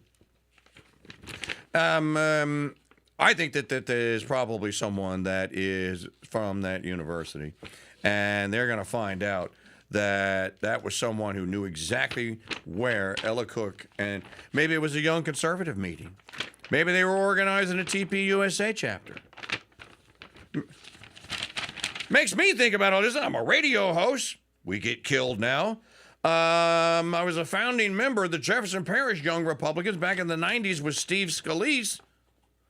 They attempted to kill Steve. Now they're killing young Republicans at Brown. The hell's going on here?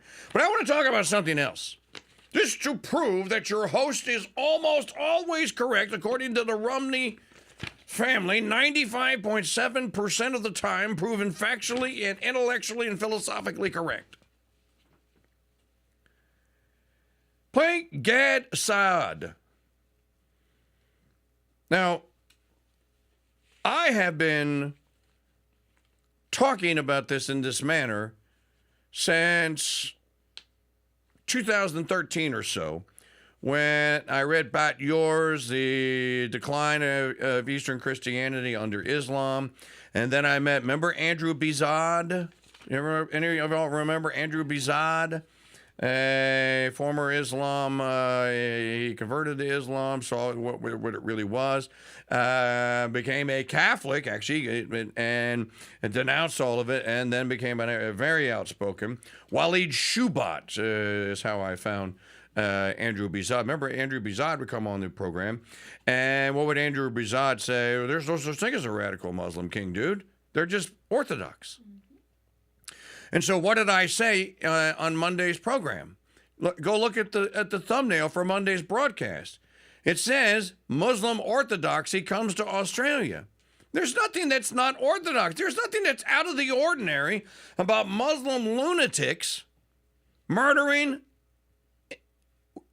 what they call infidels. As a matter of fact, this literally is the intifada. This is the caliphate, or whatever you wish to call it. So this is Gad Saad with Jesse Waters last night. He's just going to confirm to Waters and to his audience what I have been telling you for 13 years and what is true. It's unbelievable. You know, as you know, Jesse, I've been warning about this for several decades. Let's draw an analogy. Suppose you get married and there's diversity of thought in terms about being monogamous. You want to have sex with as many women as possible, whereas your wife thinks that it's a good idea to be only true to one person. That type of diversity within that union is probably not going to lead to good outcomes. Islam may contain many adherents that are perfectly lovely, but does Islam contain tenets that are perfectly incongruent with Western liberties? Nothing could be clearer. We don't need this kind of diversity. It's very hard to screen those types of Muslims out. I mean, you can't just screen away people like that. I mean, they can radicalize, they can self-radicalize, they can hide from Customs and Border Patrol agents their true intentions. I mean, what is the solution? I don't like the term they can get radicalized. It's as though that's outside the religion, right? There is no Islamism. There is no radical, violent, extremist militantism, right? You don't just add a bunch of isms and a bunch of qualifiers so that you can hallucinate about it being different from Islam. Islam is a codified set of ideas. If I choose to ignore much of it, I will be peaceful. If I choose to take it seriously, I won't be peaceful. So it's not radicalization.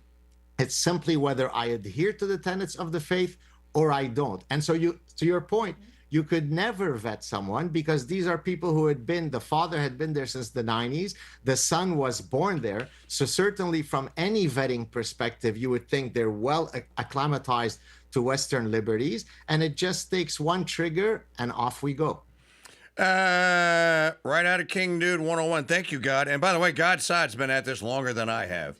So I owe what I'm sure Bizad knows too, from people like God's side who have been talking to me. As he said, I've been talking about this for decades. So thanks to God's side for that. That is correct.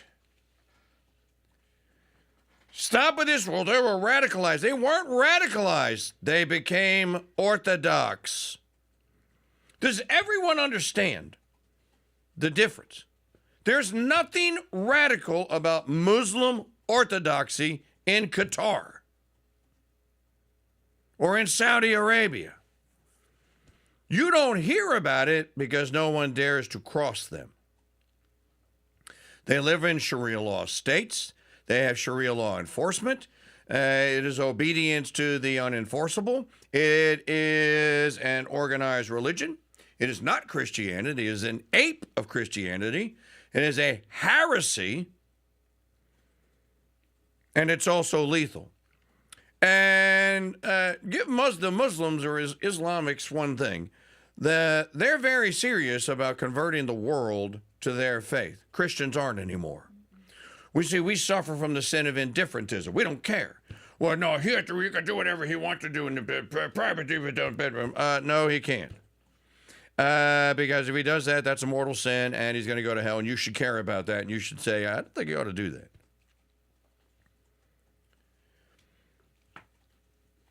And now just death and destruction everywhere.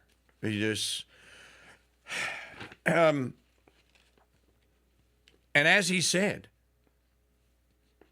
this was anti-Semitism. Well, okay, you can call it anti-Semitism if you want. Orthodox Muslims do not differentiate between varieties of infidels. You're either a believer or you're not. So if you're in one of their societies and you're not a believer, go to Iran, for example. Are there Christians in Iran? Yes. Is it an Islamic state? Basically. What do the Christians do? They can do a couple of things. They can be quasi-slaves or outright slaves. They can pay what's called the jizya or the diemitude. That's a tax. And basically they say, well, you can have your church there, or we'll leave you alone. And we'll tell all the Orthodox Muslims that you can stay and you can do that, but you have to pay the diemitude. But they're serious about conversion. And they are serious about carrying out those parts of their faith, or what they call their faith, that are murderous, because they don't think it's murder. They think it's mercy. You are a dog, you're going to hell anyway, so let me just send you there faster. Imagine if American Christians and Western Christians who once did believe in the one true holy faith and who took it seriously and knew it was an existential crisis that they were going to have to survive. They were going to have to war against Muslims, against the Ottoman Empire, against the Turks. And we're very rapidly approaching that. But folks, it's even worse than that. It's not just the Muslims that want to kill you now. The lesbos and the trannies want to kill you now. The communists want to kill you now. The fascists or the alleged Antifas want to kill you now. And this is as a result of Christianity's retreat from the public sphere. You can blame the Second Vatican Council all you want. It started long before then. Did the Second Vatican Council help it? No. Is it a component of it? Yes. Is it the component? I don't believe. No, it's not. Otherwise, 60 years from the event that most people don't even know happened today, why would people still be not practicing while claiming they are practicing the faith? Ladies and gentlemen, it's not that hard to do. Maggie and I did it. We had to change our lives. You know, once upon a time, I was a Saturday night feverer and claimed that I was a Catholic too. I was like, well, I don't have to go to Mass tomorrow, so if I wind up staying up till 2 o'clock on a Saturday morning, 2 a.m., that's okay. Until I was told and was re-educated that, no, that's not okay. We don't take it seriously, though. And I think that the idea also that, well, it wouldn't matter anyways. It wouldn't matter to have God on your... Well, look, at least if you die in the contest and you're in a state of grace, you got a really good shot at a blessed eternity. Otherwise, you don't. Okay. Before we go to the timeout, shop.mikechurch.com. We still have gift sets. I still want to send you one. And you can still get it shipped and get it shipped out today. So go to shop.mikechurch.com. Look at this tie. I shouldn't have this tie anymore. Catholic gentlemen, ladies, what are you doing? I seriously, will someone send me an email and tell me why I have any of these ties remaining and why you haven't bought one for your husband and your son and your grandpa and your Uncle Bobo? This is a Sacred Heart Vendée tie made in America that goes with a beautiful Sacred Heart, Immaculate Heart, Chaste Heart of St. Joseph tie clip. You get a Mancipia Maria, a Mike Church cigar, and a cigar cutter for one price, and you don't have to go looking for all of it. And I still have one of these left. I'm going to start playing Hillary Duff if this tie doesn't roll out of the store today. And I might play Hillary Duff all the way to the end of the season here. Shop.mikechurch.com. Only you can stop Hillary Duff fires. Shop.mikechurch.com.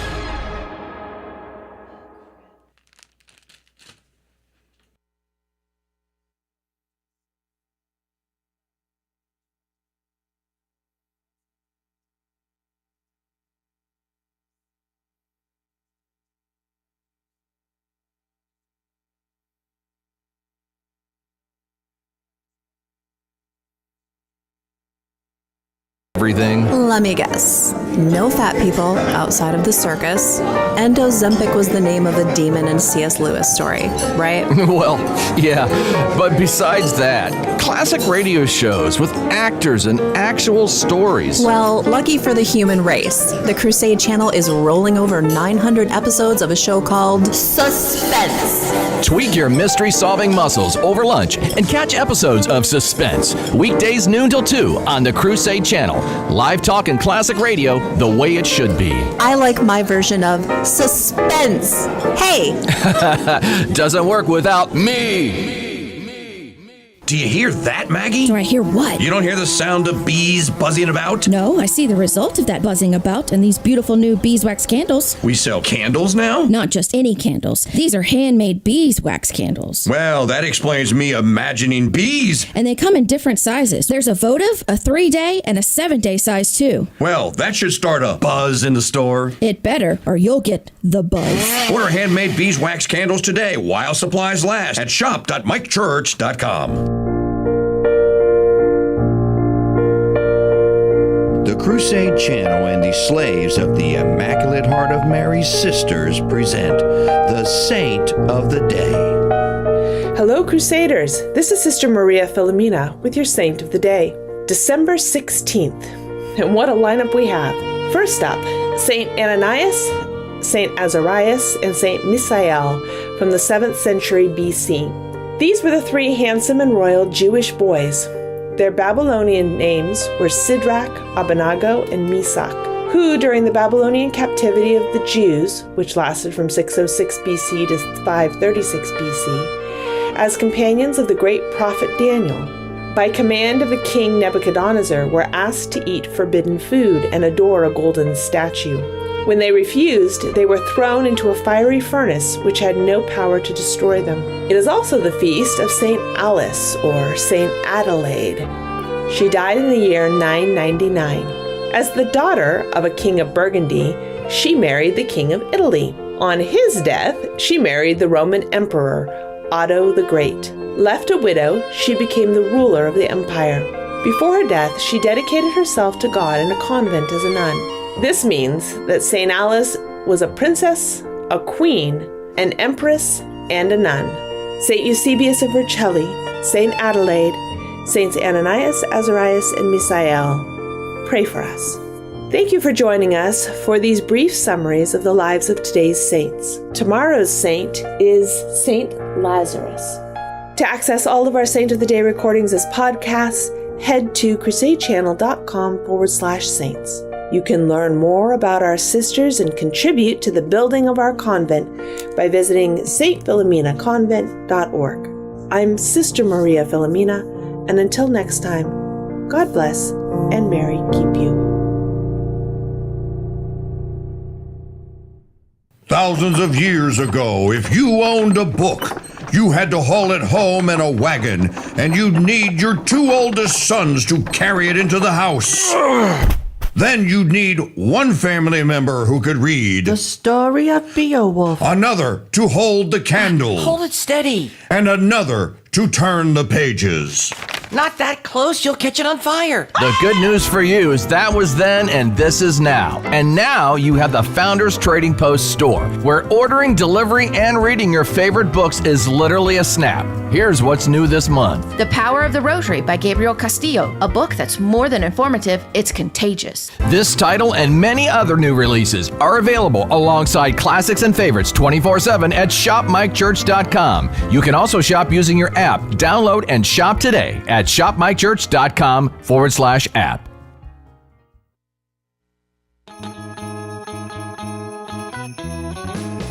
Grandma got run over by the Pazar, walking home from protests Christmas Eve. You could say Obama's not a commie, but as for me and Grandpa, we believe. She'd been writing stuff on her blog that we begged her not to post. Then they taxed her medication and said CO2 was causing it to snow. When we found her Christmas morning, bill in hand for the new tax, she had tea bags in her left hand, in her right a sign that said impeach Barack. Grandma got run over by the air czar, walking home from protest Christmas Eve. You could say Obama's not a commie, but as for me and Grandpa, we believe. Now we're watching out for Grandpa. He's been protesting as well. See him in there watching Fox News. Pimps and hoes at Acorn sure can make him yell. It's not Christmas without Grandma. Our tea party's dressed in black, as we watch Obama blunder, while we wonder if we'll get our freedoms back. Get them back, yeah! Grandma got run over by the wreath czar, walking home from protest Christmas Eve. You could say Obama's not a commie, but as for me and Grandpa, we believe. Now the bill is on the table, and the price tag is so big. There's no gold and silver dollars that would fund the czar's takeover of our pigs. I've warned all my state's patriots, better stay out of smart cars. They should never give the White House to a man who appoints commies to be czars.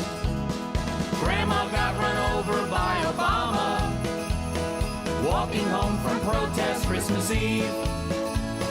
You could say Obama's not a commie, but as for me and Grandpa, we believe.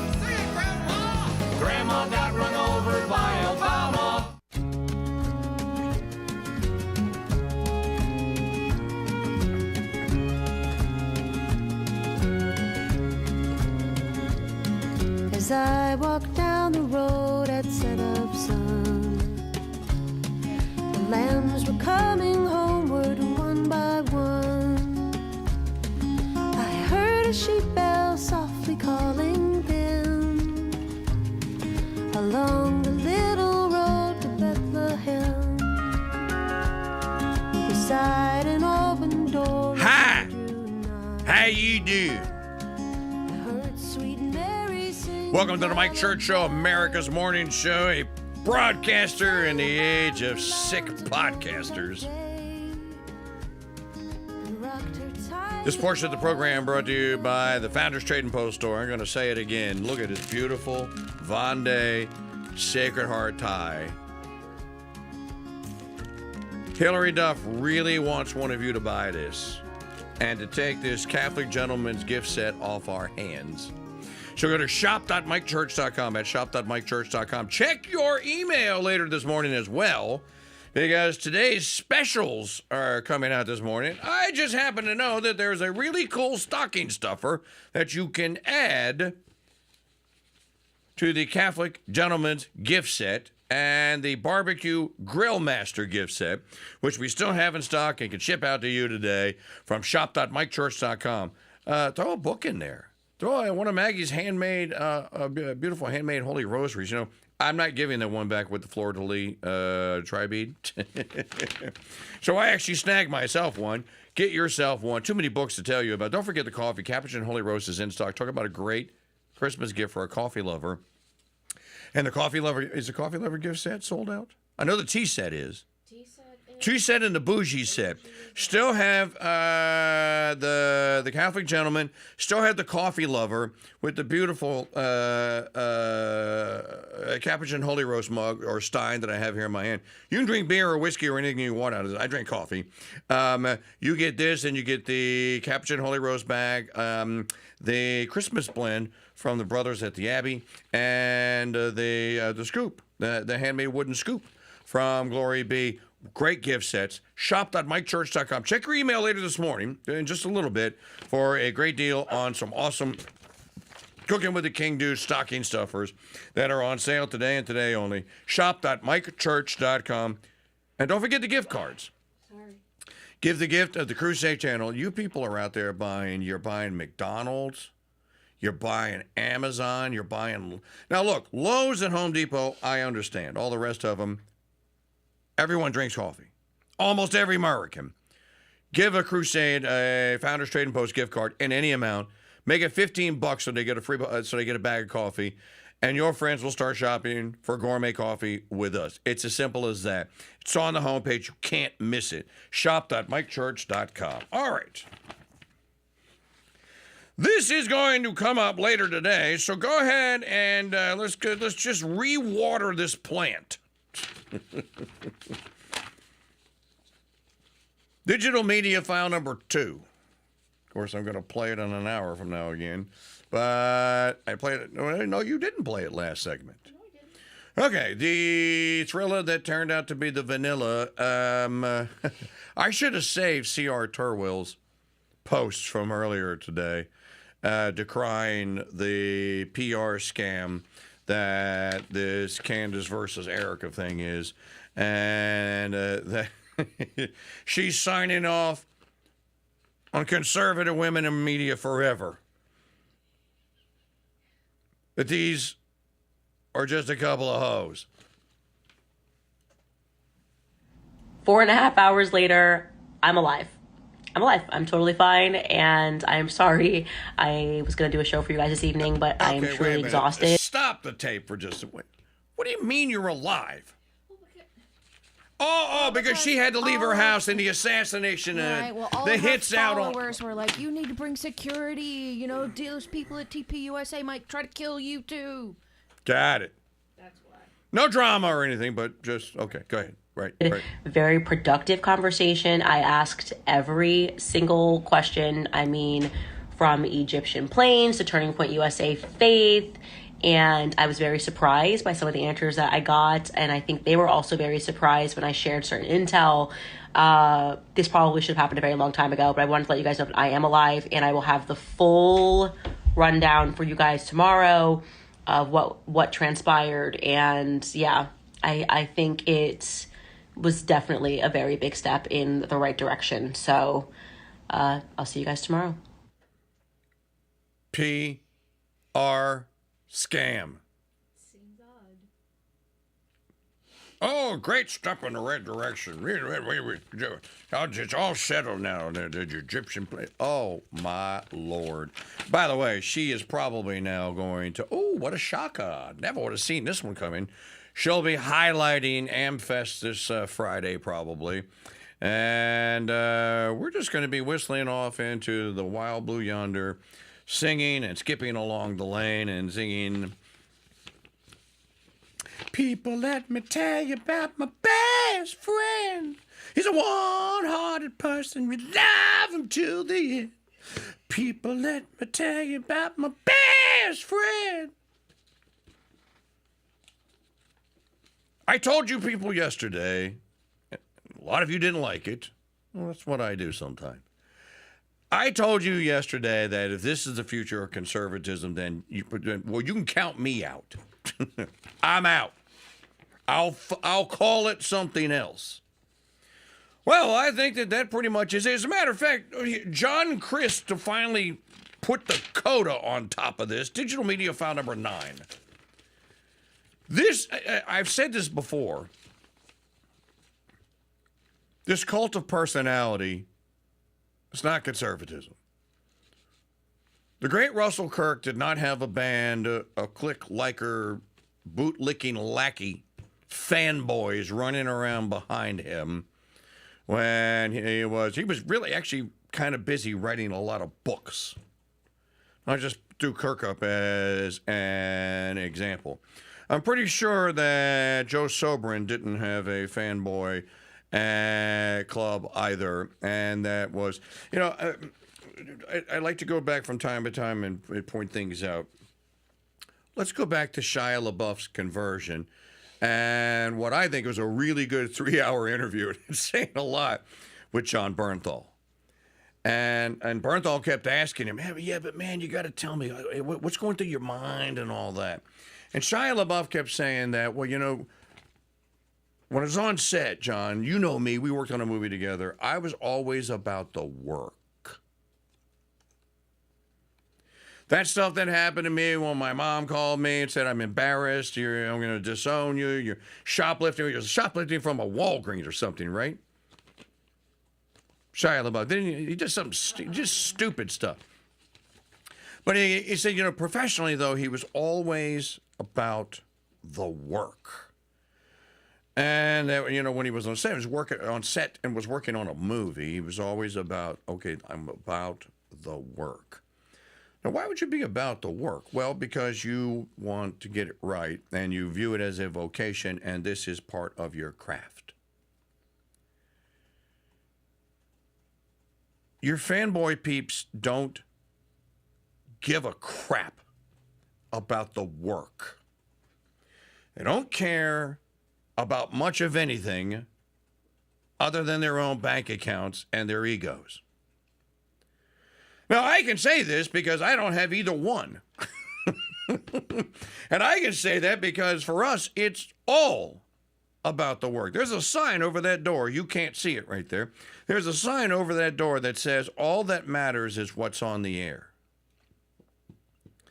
Everyone that's ever been here has seen the sign. When you run out of the tunnel, whatever football stadium, they put a motivational sign up and the players all jump and smack it on the way out the door. Well, we don't do that, but we could. And Shia LaBeouf was right. It's all about the work. John Crist is going to blow the lid off of this. He's going to say, I don't know, I probably shouldn't say this, but I'm going to go ahead and say it.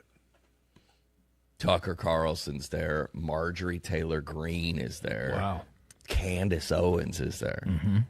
And I go, Lydia, Candace Owens is here. She's like, what? Well, I go, Candace is here. She goes, tell her I'm reading her book. I go, not Candace Bure. Candace Owens is here. Yeah. She's like, what? The other one. The real one. Yeah. And I was like, what? And then and then there's like a bunch of Turning Point people there. There's a bunch of I wrote down a list of everybody that I saw there. A bunch of comics were there. Brennan Shaw, Theo, a bunch of people, a bunch of MMA fighters in there. And I was like, I go, all right, this is what I always have thought about those kind of things. And I'll just say it out loud for everybody listening. And I've said this before in some kind of context. There was Turning Point people there. And Candace Owens was there. Marjorie Taylor Greene, Tucker Carlson. I hate to say this out loud. Everybody friends. Everybody friends. Mm-hmm. And I've said that before. Mm-hmm. And I go, I've heard before about Washington D.C. Mm-hmm. It's like we saw but these are the heroes. Democratic majority leader and like the Republican, they're at dinner. I go, yeah, everybody friends. Mm-hmm. And everybody, like, kind of in, like, we would see, like, let's say, like, Theo's, good buddy of ours, he would be, like, doing something where you're like, oh, yeah, it's kind of just for the thing, for their job. They just kind of have to they kind of got to be on the sidelines and dump Gatorade on the coat. That's the kind of... They're entertaining. That's what their thing is. Mm-hmm. Yeah. And I go, wait, I thought you, because the thing he said about the... Shouldn't you guys be fighting? Mm-hmm. Shouldn't you guys be fist fighting in the center of this party? Yeah. Everybody, hey, you want a drink? Everybody was right-wing fighting. Huh. Fakes.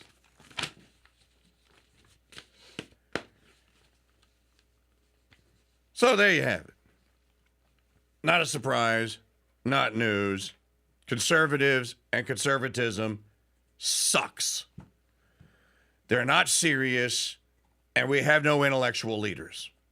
Our intellectual leaders are clickbait whores. All of them.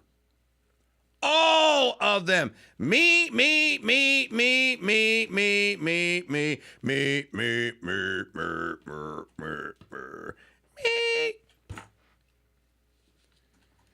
And the whole thing is unwinding. The whole thing is unraveling. It's coming apart. So, where do you go from here? Well, you can't just start telling people, why did you take that beautiful 3.5-minute long little clip that you could have gotten and cut it down to 16 seconds? Well, because I was people watching. Yeah, but you missed all the meat and taters. We're not serious people, ladies and gentlemen. We're going to lose. We're going to get our ever-loving mortal asses kicked because we have chosen the cult, stupidly, foolishly chosen the cult of celebrity over serious opposition to people that want to kill you. And I don't get it. I don't understand it. I seriously, I don't. I really don't. And I'm just a lone voice out here, John the Baptist crying in the wilderness with no one to listen, or a few. And we don't wonder anymore. We know why now. The people that could have made a difference, I think, and there was some serious, and I want to say, to something that's actually being done. Play Trump, and I want to know. Okay, if we were serious, play this number 3. I didn't even know, and I know I heard the story, but I guess I wasn't following it close enough, so forgive me. Tina Peters is in jail. What did Tina Peters do?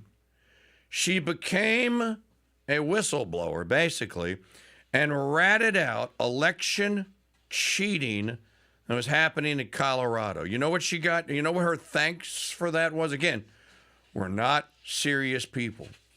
Where's the Free Tina Peters movement? Oh, don't worry about Free Tina Peters. I want to know what the Thrilla in Arizona produced. All the conservatism hinges upon the Candace Erica fight. Really? That is so shallow and not serious. This is serious.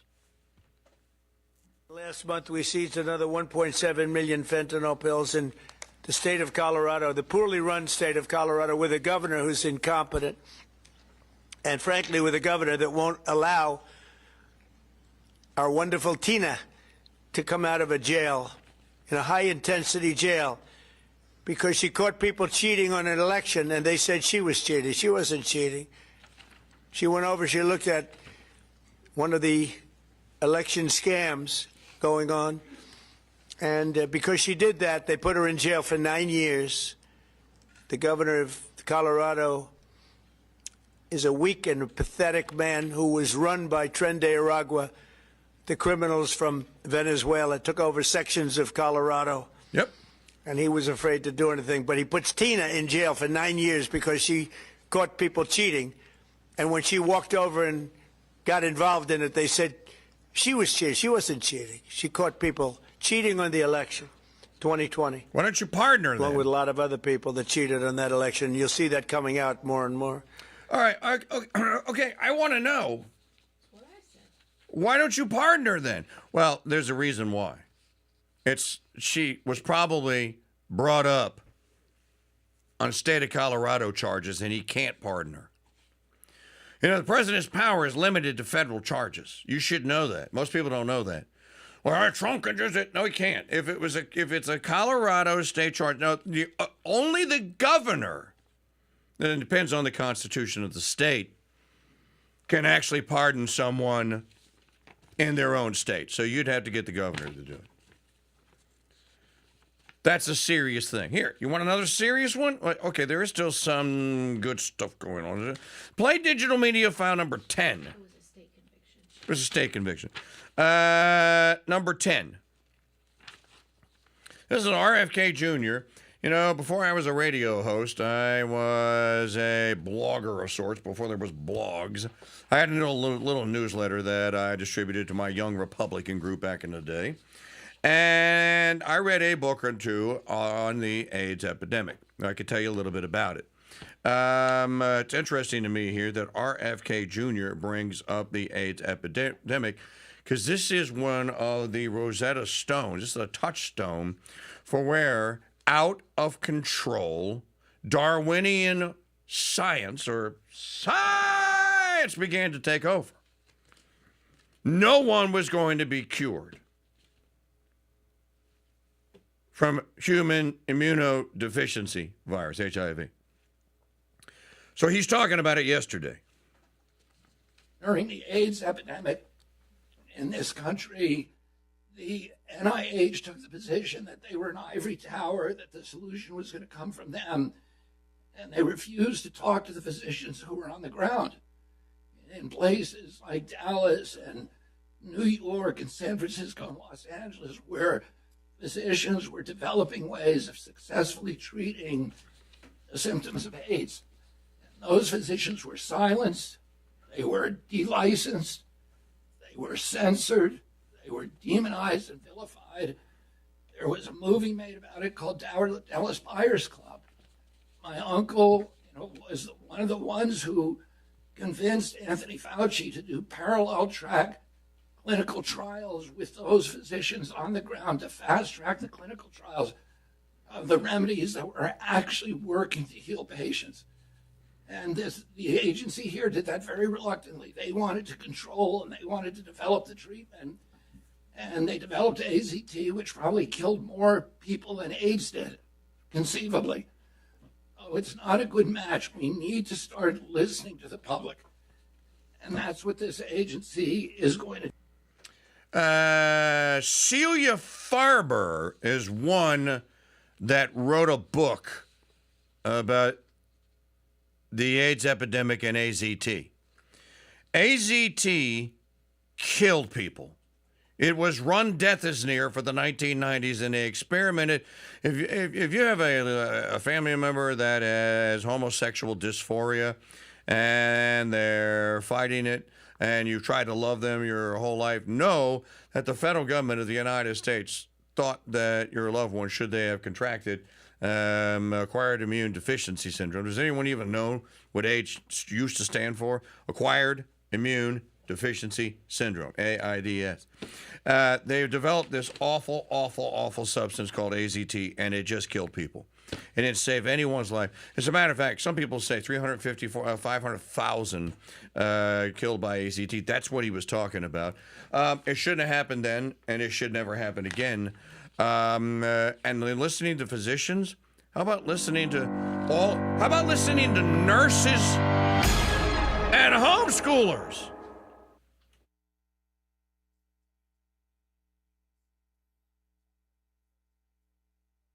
You win a seat at the table, win the throwdown, and then you pick next week's topic. Now that's real live talk radio exclusively on the Crusade Channel. Radio, the way it should be. Okay, please enter the 9-digit two-step authorization code we just emailed you. Jeez. What do you mean, prove I'm human? Okay, that's a car. That's a car. That's a car. Those are not cars. Please try again. Oh my gosh. I'll show you. Try again, stupid piece of AI mother. Here, try this. Jim, what are you doing? Good grief, man. This isn't Office Space the movie. What are you trying to do? I just wanted to send the KingDude a donation through the stupid computer. Like Trump, the KingDude makes everything better, including donating, which you can now do by mail. Mail? They still have that? Of course they do, and the KingDude's keeping the ponies running on time and in business. Just snail mail your donation to P.O. Box 400, Madisonville, Louisiana, 70447. Ha! And you can't. You're such a boomer. Me this time. And wait a minute. I know they're around here somewhere. There! Ha-ha! Dude, those are airmail stamps from the movie Airplane. Surely you have... Of course I do. And don't call me Shirley. The Crusade Radio Guild is a 501c3 nonprofit corporation, so your donations are tax deductible. Donate today, the Crusade Radio Guild, P.O. Box 400, Madisonville, Louisiana, 704... Broadcasting 50,000 kilowatts from atop the tallest radio tower on the planet. We are KRSD, the Crusade Channel, Madisonville. Well, it's what our call letters would be. Crusade Channel News. News you can trust. Because let's face it, the truth just sounds different. Like a symphony of facts. And now, from the Crusade Channel News Desk, here's Janet Huxley. Hello, Crusaders. Welcome to Tuesday, December 16th, 2025. I'm Janet Huxley at the Crusade Channel News Desk, live from the Dothan Farm and Ranch, south of Kansas City, Missouri. This report is brought to you by the all-new Crusade Channel 2.0 app, the best way to listen to the KingDude ever. And installation is so easy. Just open up a browser on your device. Go to crusadechannel.com/app, tap the download button, then open the app. It is literally that easy. Here's what to listen for this hour. Rob Reiner and wife murdered. Erica Kirk shares update after private in-person meeting with Candace Owens. White House slams House Dems releasing Epstein photos showing Trump, Clinton, and Woody Allen.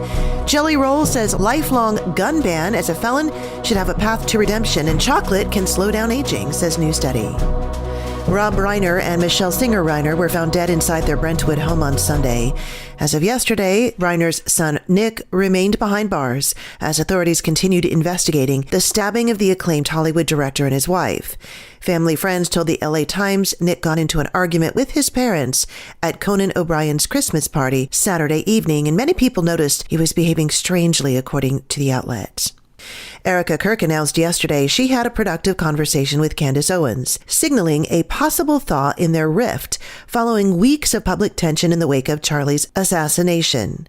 Kirk shared the brief update in a statement on X, hinting that more details would come. Had a very productive conversation with @RealCandaceO, she said. More to come from both of us. Looking forward to an AmFest this week. Time to get back to work. In a separate update on X, Candace Owens echoed the same message, saying the hours-long conversation involved more agreements than Owens had anticipated.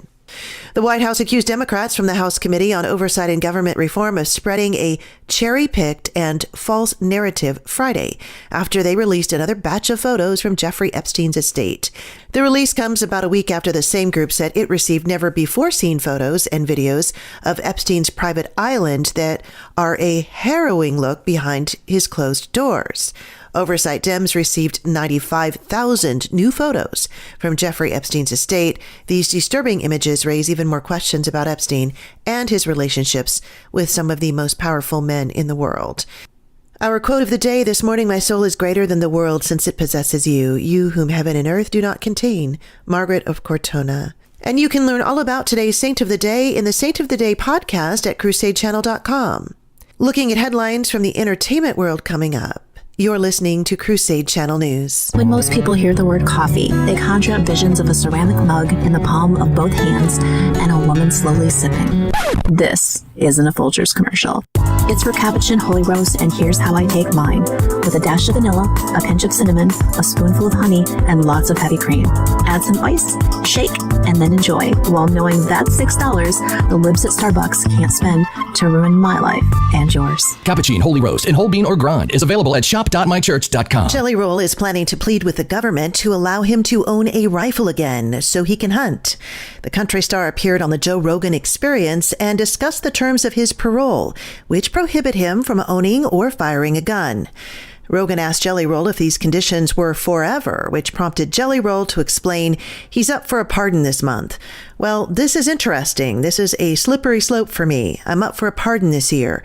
My paperwork has been sent to the governor, and he considers pardons every December. So every day, I'm just kind of praying," Jelly Roll said. Even if Tennessee Governor Bill Lee gives Jelly Roll a pardon, Tennessee has a zero forgiveness policy for violent offenders, he explained. In the 2023 documentary, Jelly Roll Save Me, he revealed he's been to jail 40 times for various offenses. His most serious charge came when he was 16 for aggravated robbery and possession with intent to sell. He was tried as an adult and faced up to 20 years in prison, but ended up serving a little over a year in prison and 7 years probation. Rogan said he understood the concerns for public safety, but noted Christianity is a big believer in redemption, and Jelly Roll is a Christian. Researchers at King's College in London report that theobromine, a naturally occurring chemical that gives dark chocolate its bitter flavor, may boast anti-aging properties. Anti-inflammatory and rich in antioxidants, theobromine is an alkaloid, a plant-derived compound that interacts with gene regulation and can shape long-term health outcomes. Published last week in the journal Aging, the analysis revealed how theobromine levels in the bloodstream can help keep cells and organs young. Unlike chronological age, which is the number of years we've been alive, our biological age represents the age of our cells and organs. It's influenced by factors like genes, lifestyle, environmental exposures, and diet, including potentially the amount of cocoa we consume, writes the New York Post. I'm Janet Huxley for the Crusade Channel, seeking news and finding truth. This is a pixel. Now, if you put a couple of million of these dudes together, you can make a sentence on an LED screen. Put a couple billion of them together, and you can make a whole page. Put 160 billion of them together, and you've got Nina Gaynor's A Garden for Married children's book. But it doesn't smell like a book. And it'll burn teeny little holes in your kids' teeny little corneas. So is the pixel really their friend?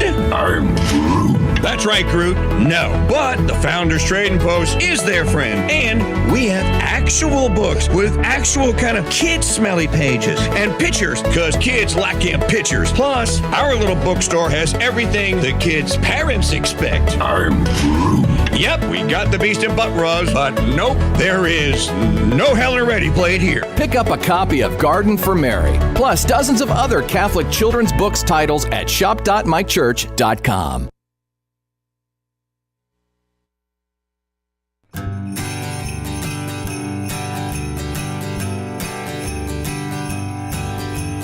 Gather around the holiday tree, have a happy holiday.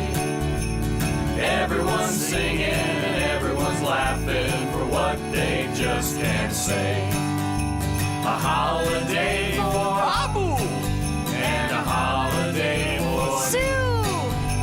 A holiday for the Mexican, the Gentile, and the Jew. Gather around the holiday tree, have a happy holiday. Everyone's singing and everyone's laughing for what they just can't say. A holiday for Abu and a holiday for Sue. A holiday Gentile and the Jew. Gather around the holiday tree, have a happy holiday. Everyone's singing and everyone's laughing for what they cannot say. Just a minute now, hold on, Mr. Potter. Just a minute. Now, you're right when you say my father was no businessman. I know that. Why he ever started this cheap penny-ante building alone, I'll never know. But neither you nor anybody else can say anything against his character, because his whole life was, why, in the 25 years since he and Uncle Billy started this thing, he never once thought of himself. Isn't that right, Uncle Billy? He didn't save enough money to send Harry to school, let alone me. But he did help a few people get out of your slums, Mr. Potter. And what's wrong with that? Well, here, you're all businessmen here. Doesn't it make them better citizens? Doesn't it make them better customers? You said that they, what'd you say just a minute ago? They had to wait and save their money before they even thought of a decent home? Wait for what? Until their children grow up and leave them? Until they're so old and broken down that do you know how long it takes a working man to save $5,000? Just remember this, Mr. Potter, that this rabble you're talking about, they do most of the working and paying and living and dying in this community.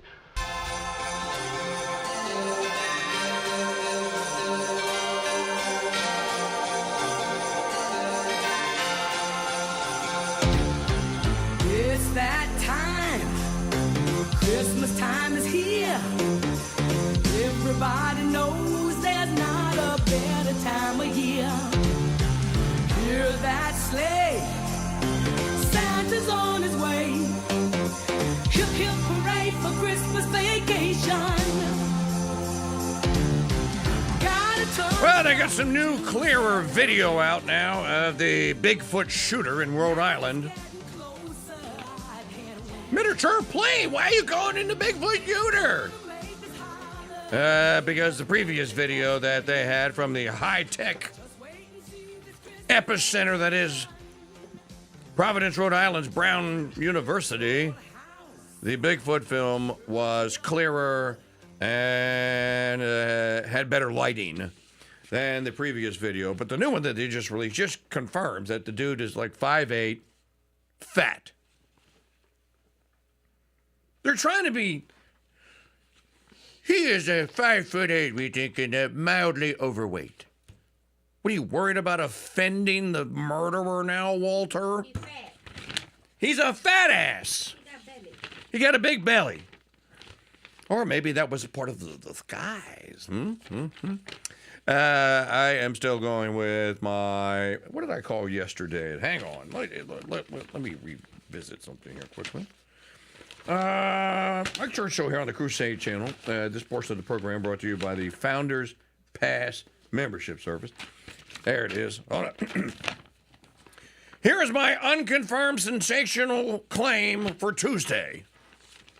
Ella Cook was the target of the assassin. That's her right there, look. Yep. Ella Cook was the vice president of the Brown University Young Republicans. She was in Birmingham, Alabama.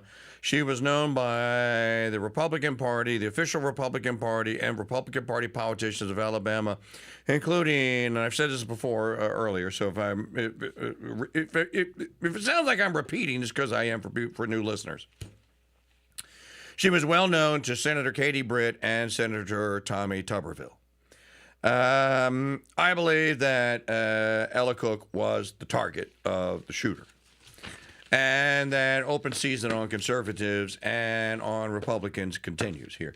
And the question is now, what is to be done about it? What's it going to do about it? Hell, wait a minute. Before I forget, there is a story bubbling out there that supposedly Rick Madcow, Rachel Maddow, is returning to Catholicism. No, yep, you heard it right. Yeah, no, not me saying it. I'm just repeating. Of course, my first response is, and until I am proven, prove me wrong, my first response is, oh, really? And Pope Leo said, what? What could Leo have possibly done? The Holy Father Leo had possibly done that. that Papa Francis didn't previously do. In any event, my first thought and the first three words that come to my mind when I think Rick Madcow returning to Catholicism is Father James Martin. Oh, so she'll be one of those. I imagine, yeah, rainbow and tranny masses, but I don't want to scandalize, so I'm just going to wait and see. But my thought is Father James Martin J.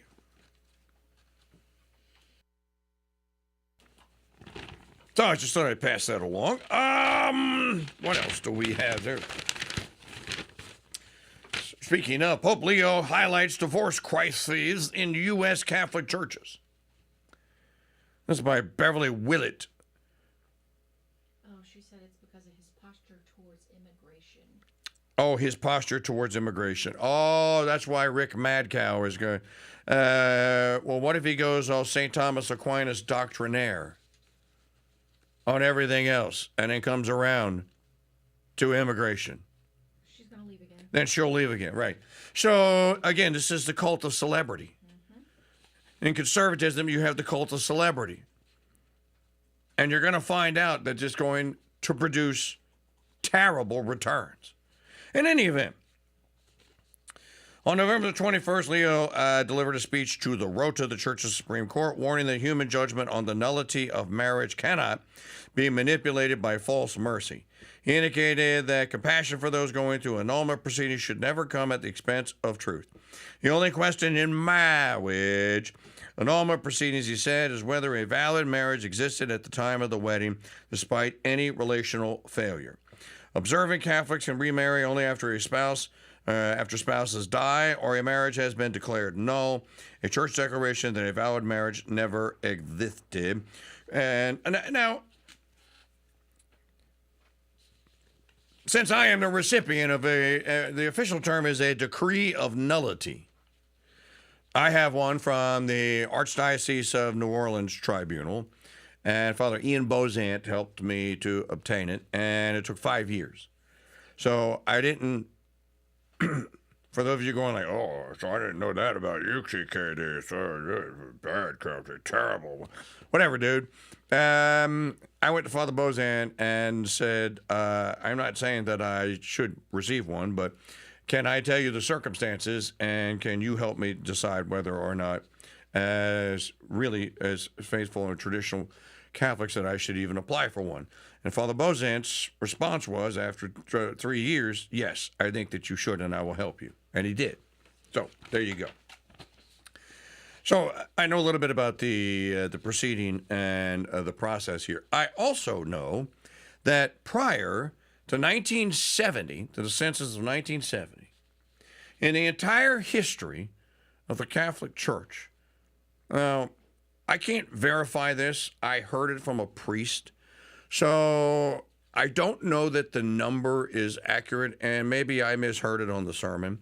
But the priest that was delivering the sermon, and you all know him, said that from like the Council of Nicaea to 1970, there were a grand total of something on the order of 2,500 decrees of nullity issued by the church.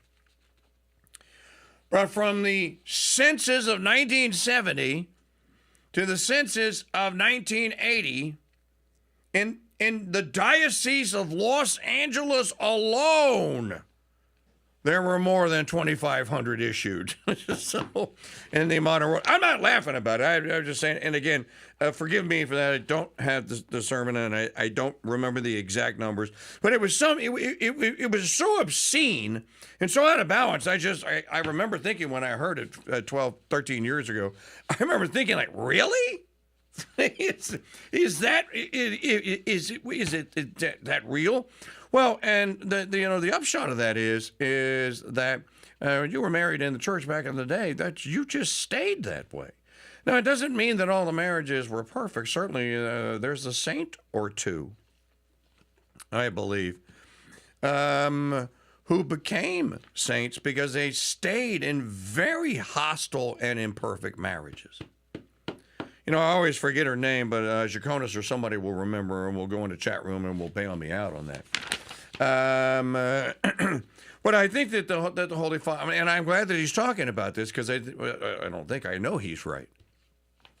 Present company excluded. That would be yours truly.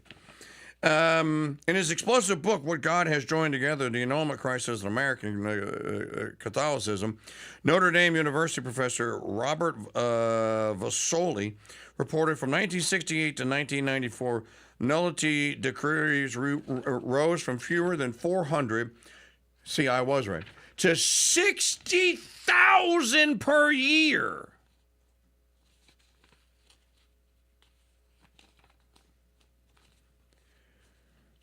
By a wide margin, and only far more marriages than the rest of the Catholic world combined. If you want to, the church, you know, they have these ads, and I understand what they're doing. Maggie, you and I have seen the Catholics come home. Yeah. These video ads that are running during football games now, and I guess the USCCB or somebody is paying for it. I don't know who's paying for it.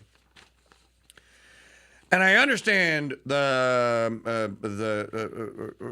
I'm sympathetic with the cause. All of you are. We're not unsympathetic. What I would like to say about that is that for Catholics to truly come home, then the fathers, the bishops, the hierarchy of the church have to start acting all Catholic and stuff again.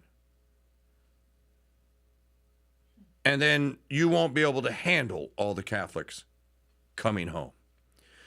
Because modesty and all manner of things will return, and they will be Catholic. And when they do, you'll have no place to go but to Holy Mother Church. And that's something that we can all pray for and pray occurs. Most people think that, no, it's going to take decades. God didn't need billions and billions and billions of years to create the known universe and earth and everything that's around it. He went, or however he did it, he needed days. He doesn't need human frailty and our frail measures of time to Thanos snap or God snap.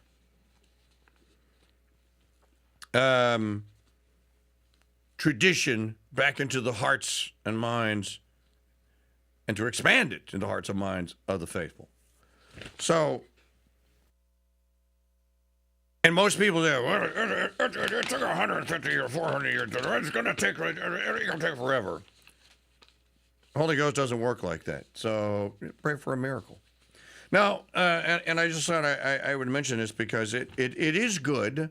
And I'm not saying this is a fait accompli by any means. And you're saying that Leo is it. No, I'm just saying that it's a good thing to see the Holy Father saying, hey, tap the brakes on the annulments. Maybe even the faithful will start listening. What is this from George Webb that you posted? I told you that this thriller, it wasn't a thriller. PR scam in Arizona twixt Owens and Kirk that George Webb, well, she dragged him into it, but then he went along for the ride. And I told you yesterday, George Webb's post was all about Candace Owens. What is this, Maggie? He's suing TPUSA. I have worked for over 3 months at great personal expense in reporting to hopefully avoid this day. TPUSA has been completely unresponsive. I am left with no choice. Attention, legal department and records custodian. Litigation is reasonably anticipated, including potential class action claims by donors and volunteers, and therefore TPUSA is under an immediate and continuing duty to preserve all potentially relevant evidence. This letter serves as formal notice that Turning Point USA, along with its subsidiaries, that is hereby directed to preserve all documents, communications, electronically stored information relevant to anticipated litigation, production budget. What is he suing them for? Documentation. I mean, just based on what you put in here on the from the twatter. You see the whole thing? No. Well, I only have the screenshot of what you put into the chat room. So, is there more? Okay. Well, I'm just now I'm curious because Charlie, preservation demand arise from ongoing investigative reporting and donor and volunteer-based inquiries concerning TPUSA's activities surrounding the Charlie Kirk Show and related TPUSA programming. Well, the Charlie Kirk Show was the product of the Salem Broadcasting Network. I think it was, yeah. No, it was. They were next to us in Tampa. I know it was. Coverage and involvement relating to the Greg Phillips trial. Don't know anything about that. Activities connected to 2022 Texas elections, including but not limited to Houston area operation. Fundraising representations, donor communications, volunteer mobilization, and continuing correspondent news gathering. Litigation reasonably anticipated, including scope of materials. We already covered that. Communication, text messages. Well, you know, just because George Webb is suing TPUSA doesn't mean that anything. That he's correct. Means nothing. I can't even tell from this what this is all about. I do find it conspicuous, though, that was there a message carried by Webb from Owens to Kirk that wasn't relayed or wasn't answered in a manner in which he thought? Because this is new, right? This just came out. So, and this is on the heels, the Knot Thrilla in Arizona, between the great PR scam of 2025. Ridiculous. And I don't know what this is supposed to solve. Is this class action?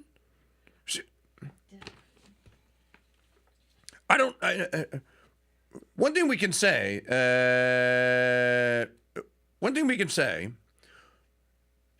I'm not interested in the story. Main man Jeff, I'm not interested in this part of the story. I'm just not interested. Yeah, he said there is a case for class action. Okay, if they're class action, I'm not interested. And you should be able to figure out why I'm not interested. I'll cover from a distance. I had things that I'd love to talk to George about, but not that. Even though he would say, well, Mike, this is why. Trump did win the election. He did publicly thank Charlie Kirk and TPUSA, and you know, J.D. Vance said, I wouldn't be vice president without Charlie. So I don't know how this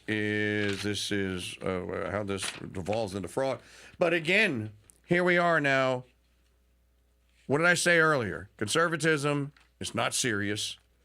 It's all about fake personalities and fake feuds and the cult of personality now.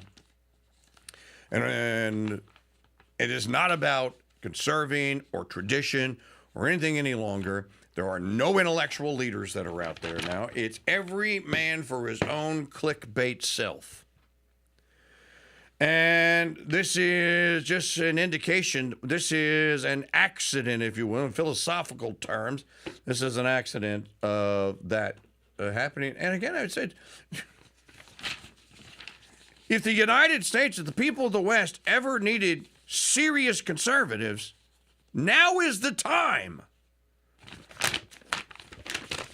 Well, you're not going to get to my, we're going to get my show and my audience. We have to get this out there to the people here, because this Owens versus Kirk thing, this is really important to the cause. How is it important to the cause? Here's another one worthy of discussion. Fiat currency and declining births. This sounds right up Mike Parrott's alley. The fundamental problems of our society can largely be traced back to the collapse of reproduction rates. These are a symptom of dysfunction in the machinery of the social factory. People are losing faith in the future. Well, you should never lose faith in the future because we know how the future, as Christians, we know how the future is going to turn out. We know the ending. We've been told what the ending is. In any event, the dramatic decline in birth rates is no longer an exclusively Western phenomenon. China, long the epitome of demographic dynamism, has been in an open contraction process for about a year. Well, actually, though, Thomas Colby, we kind of do know why this is happening.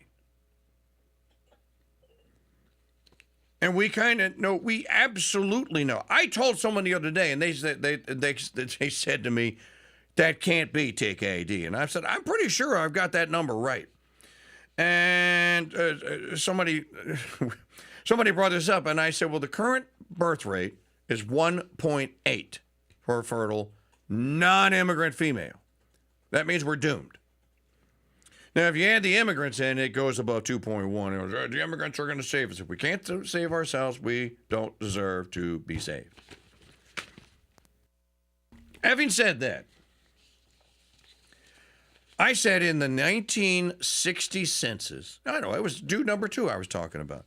I said in the 1960 census, the fertility rate in the United States was 3.8. I said there was a point in time, and I forget if it was in 1950 or 1960, where it was 5.1. You know, that's how you grow a country from 14 million to 250 in a century. It was 5.1. Now, what was okay? So the interested listener might want to know, what the hell was supposed to do, you moron? What happened? Well,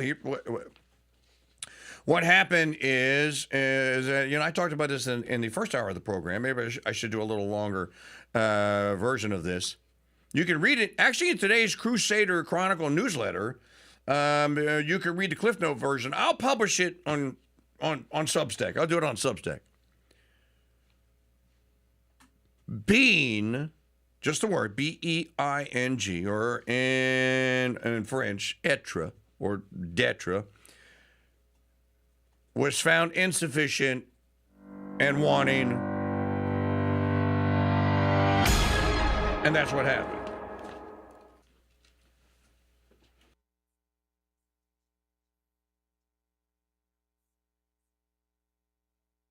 Anything about Mondays coming or cheeseburgers in paradise, but you will hear the most brutally honest Catholic-inspired commentary on Parrot Talk. Weekdays. Oh, this boats, beaches, bars, and ballads fan sees what you did there. Weekdays at 2 Central on the Crusade Channel, our app, and always on CrusadeChannel.com. Live talking podcast radio. The way it should be. Hello, Crusaders. I'm Janet Huxley at the Crusade Channel News Desk with your Crusade Crucials for Tuesday, December 16th, 2025. Today's newscast is brought to you by the all-new Crusade Channel 2.0 app, the best way to listen to the KingDude ever. And installation is so easy. Open up a browser on your device, go to crusadechannel.com/app, tap the download button, then open the app. It's literally that easy. In the market report, the Dow fell slightly, 0.09%, the S&P 0.16%, NASDAQ dropped 0.59%. In National Day calendar news, today is National Chocolate Covered Anything Day. Chocolate lovers are to rejoice today because on this day, it's the chocolate day you've been waiting for. This day, dip and drizzle your favorite foods in every kind of chocolate. It's also, oddly enough, Barbie and Barney Backlash Day, allowing parents to take a vacation from all the repetitive sing-alongs and storytelling. Cheryl Leach created Barney and Friends in 1987. The show first aired on PBS in 1992, aimed at children ages 1 to 8. Did you know Barney and Friends aired for 14 seasons? Our quote of the day, this morning my soul is greater than the world since it possesses you, you whom heaven and earth do not contain. Margaret of Cortona. And you can learn all about today's Saint of the Day at the Saint of the Day podcast at crusadechannel.com. You're listening to Crusade Channel News. Hello, Crusaders. It's Trader Jill, aka Lee. When I want the best in live talk radio in the palm of my hand, I always have it with the all-new Crusade Channel 2.0 app, even for technophobes like Jim. I heard that! Listening to or watching the KingDude live or on podcast is just literally 2 clicks away, and installing the app is so easy. Open up a browser on your device, go to crusadechannel.com/app, tap the download button, then open the app. Tap Login Now or proceed as guest. See? It's really that simple. Don't ever be without the Master Chief himself. Again, no matter where you are, install the Crusade Channel app today. The all-new Crusade Channel 2.0 app is the best way to listen to the Crusade Channel ever. And installation is so easy. Open up a browser on your device, go to crusadechannel.com/app, tap the download button, then open the app. It is literally that easy. Install the Crusade Channel 2.0 app today at crusadechannel.com/app. Hey, Lee, you know, we've known each other for a bit now. I just wonder, what do you really love to do? I love posting civilization-saving threads on X.com, but I get so tired of outrage porn scrolling my medulla has gone oblong blanca. Well, I know just the thing. Pour an iced cappuccino holy roast coffee, put your earbuds in, and catch 2 hours of suspense. The greatest of all mystery, horror, and whodunit classic radio serials. Perfect. While you were talking, I completely forgot who Jack Posobiec was. Catch all 900-plus episodes of Suspense every weekday from noon to 2 p.m. East on the Crusade Channel, our app, and always on crusadechannel.com. Live talk and classic radio. The way it should be.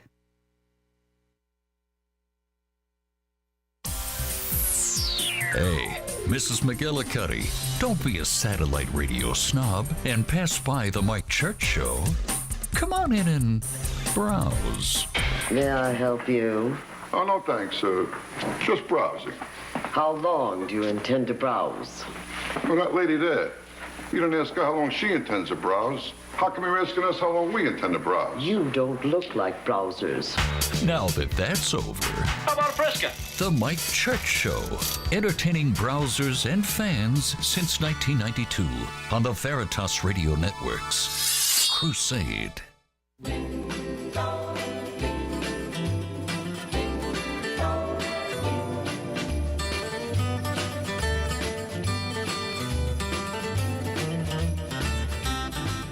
Have a holly jolly Christmas. It's the best time of the year. I don't know if there'll be snow, but have a cup of cheer. Have a holly jolly Christmas. And when you walk down the street, Say hello to friends you know and everyone you meet.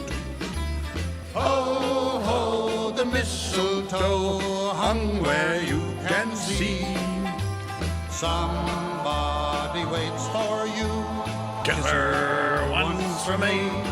How you doing? Holly jolly Christmas.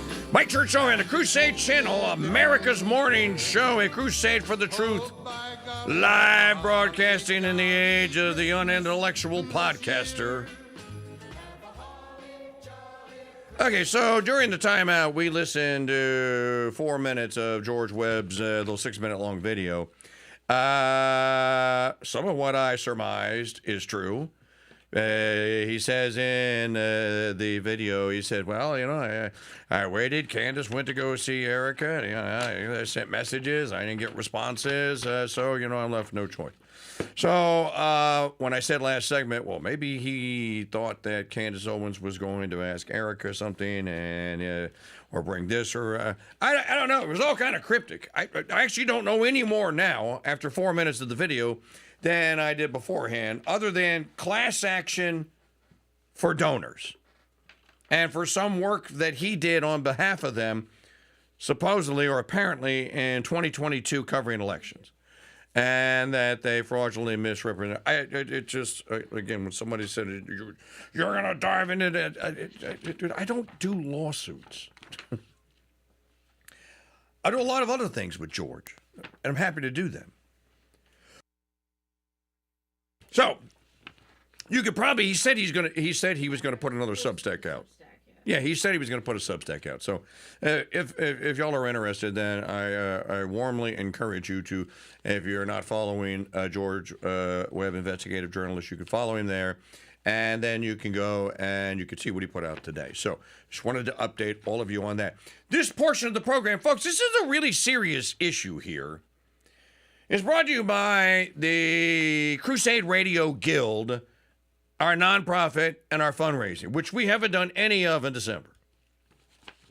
I think we raised, and thanks to those of you who have made that possible, $385 or something to that effect. If you were to click on that actual donation for December, though, you'll see that the ask is $10,000. Now, people are going there, well, why did you do that? Well, there is a project that is coming up next year, and everybody knows what happens in January. Now, when I set that number, I did because we do have the 501c3.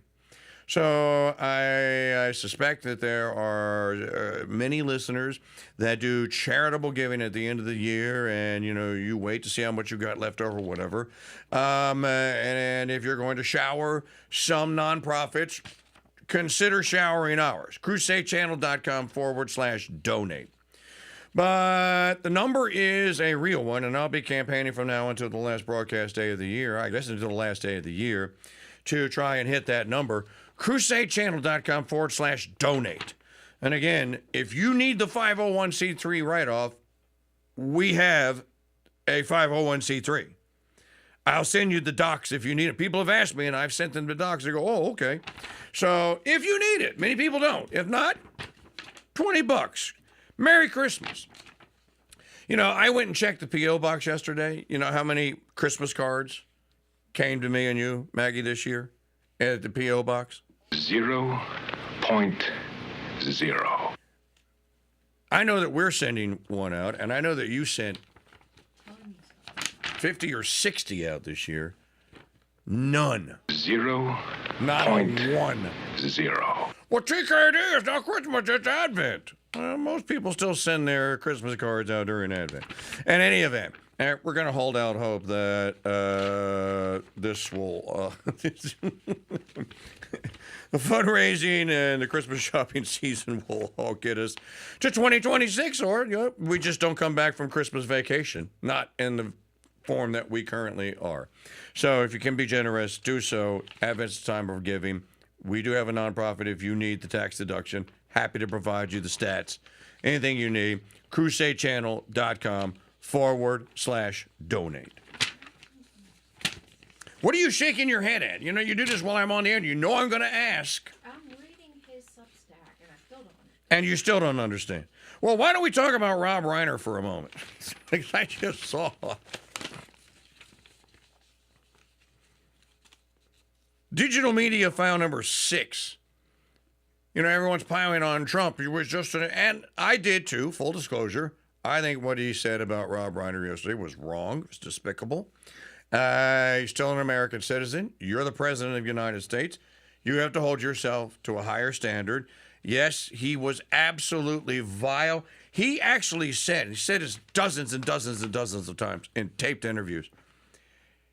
He didn't just dislike and disapprove of Trump. He said, I hate him.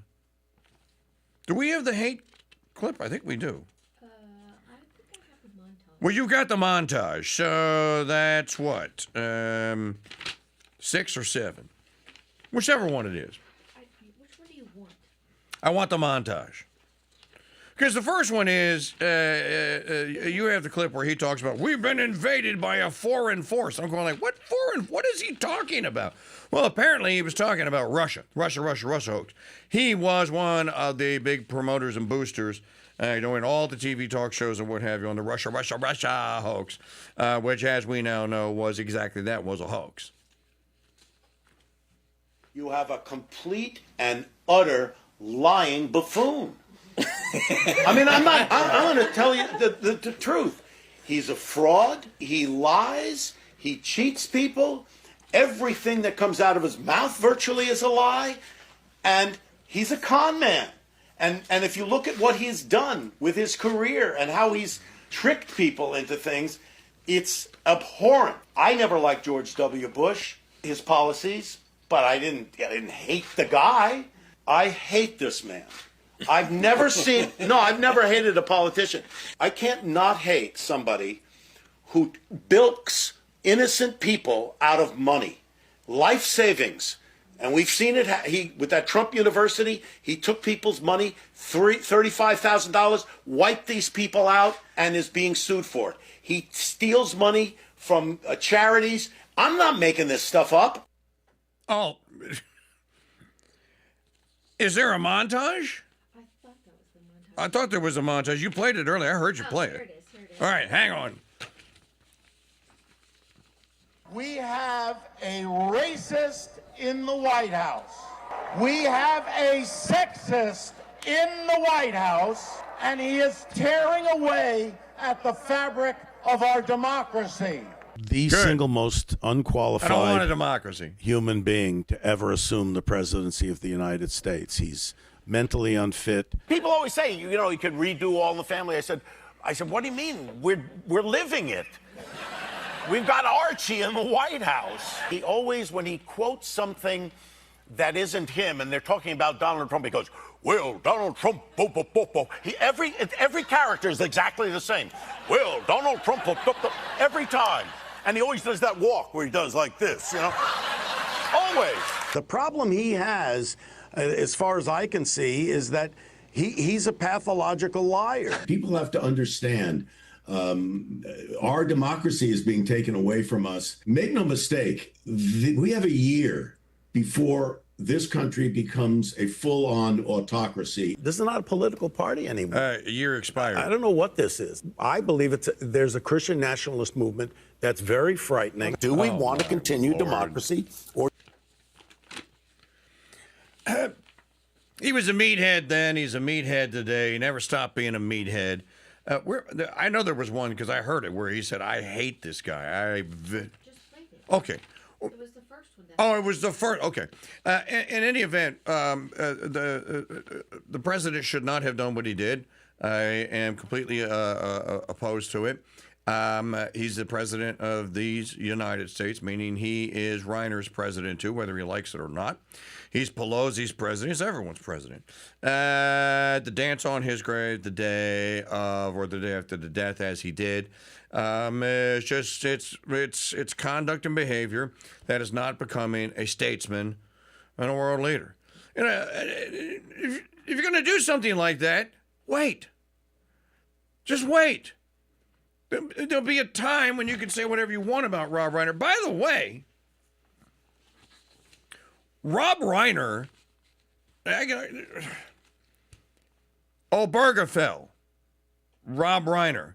There's a couple of initiatives or ballot initiatives that destroyed people's liberties and rights in California. Rob Reiner. The Brady Bill. Rob Reiner. Rob Reiner spent his life, his adult life, campaigning against the freedom to live and a free, God-fearing, polite society. He was an unrepentant, quasi-atheist, pantheist, or whatever. And, again, he was one of the instigators and one of the promoters of the amendment in California that ultimately led to the Obergefell law. Like I said yesterday, they did that intentionally. They knew that the end result was going to be a lawsuit that was going to go to the SCOTUS, and they were told by insiders in Mordor on the Potomac, get us a case and we will legalize homo marriage for Earth. And that's exactly what they did. Rob Reiner was in on that. Rob Reiner, as I said, Brady Bill, he campaigned his entire life. The ultimate irony of ironies that he's not killed with a gun, which he despised and hated and said was responsible for all the violence in the world, and he was killed by a knife. And by a son who apparently hated his mother and father to the point where, and it was it drug fueled? I don't know, probably. I said earlier today when Maggie and I were talking about this, I'm like, is this the Menendez brothers again? You know, the Menendez brothers claimed back in the 90s that their parents were basically piece of garbage pedos and just sickos. And of course, you know, no one could fathom that back then. No. People don't prey on their children. Oh, yes, they do. And so now, you know, the Menendez brothers, what are you saying that their parents deserve to die? Yeah, that's exactly what I said. I'm saying that the Menendez brothers case is being looked at again. Well, you don't have to look any further than Nick Reiner now. So, again, terrible human being. But I'm still going to say I don't know what was on his mind. And I don't know what state he was in as he was breathing his last breath. I don't want anyone to be in hell. So I hope that he has a blessed attorney. I even said yesterday, eternal rest grant unto him and her. Oh God, let perpetual light shine upon them. May they rest in peace. Amen. But that's the extent of it. Of course, Trump was asked about this yesterday. Do you take it back? And he went, no. This guy was a disgusting, vile human being. He said things about me. He's a Russia hoaxer. And I'm not going to take it. I'm not going to take it back. Let's see here. Magdalene Rose, our political affairs contributor, is on the Dude Maker hotline. So... on yesterday's program, we covered this, and I think in detail. You have more to go on now. Play digital media file number 2 for Magdalene so that she can hear it. Not that she's probably already heard it. Yeah, number 2. The Knot Thriller in Arizona. 4.5 hours later, I'm alive. I'm totally fine, and I'm sorry. I was going to do a show for you guys this evening, but I am truly exhausted. Very productive conversation. I asked every single question. I mean, from Egyptian planes to Turning Point USA Faith, and I was very surprised by some of the answers that I got, and I think they were also very surprised when I shared certain intel. This probably should have happened a very long time ago, but I wanted to let you guys know that I am alive, and I will have the full rundown for you guys tomorrow of what transpired. And yeah, I think it was definitely a very big step in the right direction. So I'll see you guys tomorrow. I'm looking for you didn't happen to save the C.R. Turwell from earlier, did you? Wait, I'm scrolling back up. I'll find it. So this was in the chat room when I got in there this morning. I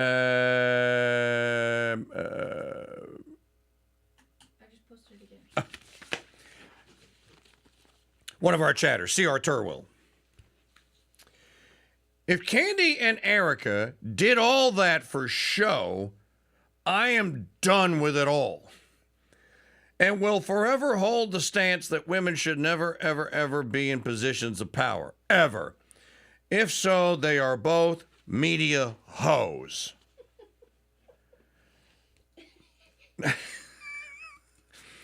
Maggie's laughing. She thinks it's funny. Now, they're not, no, just say they're media hoes. They're not,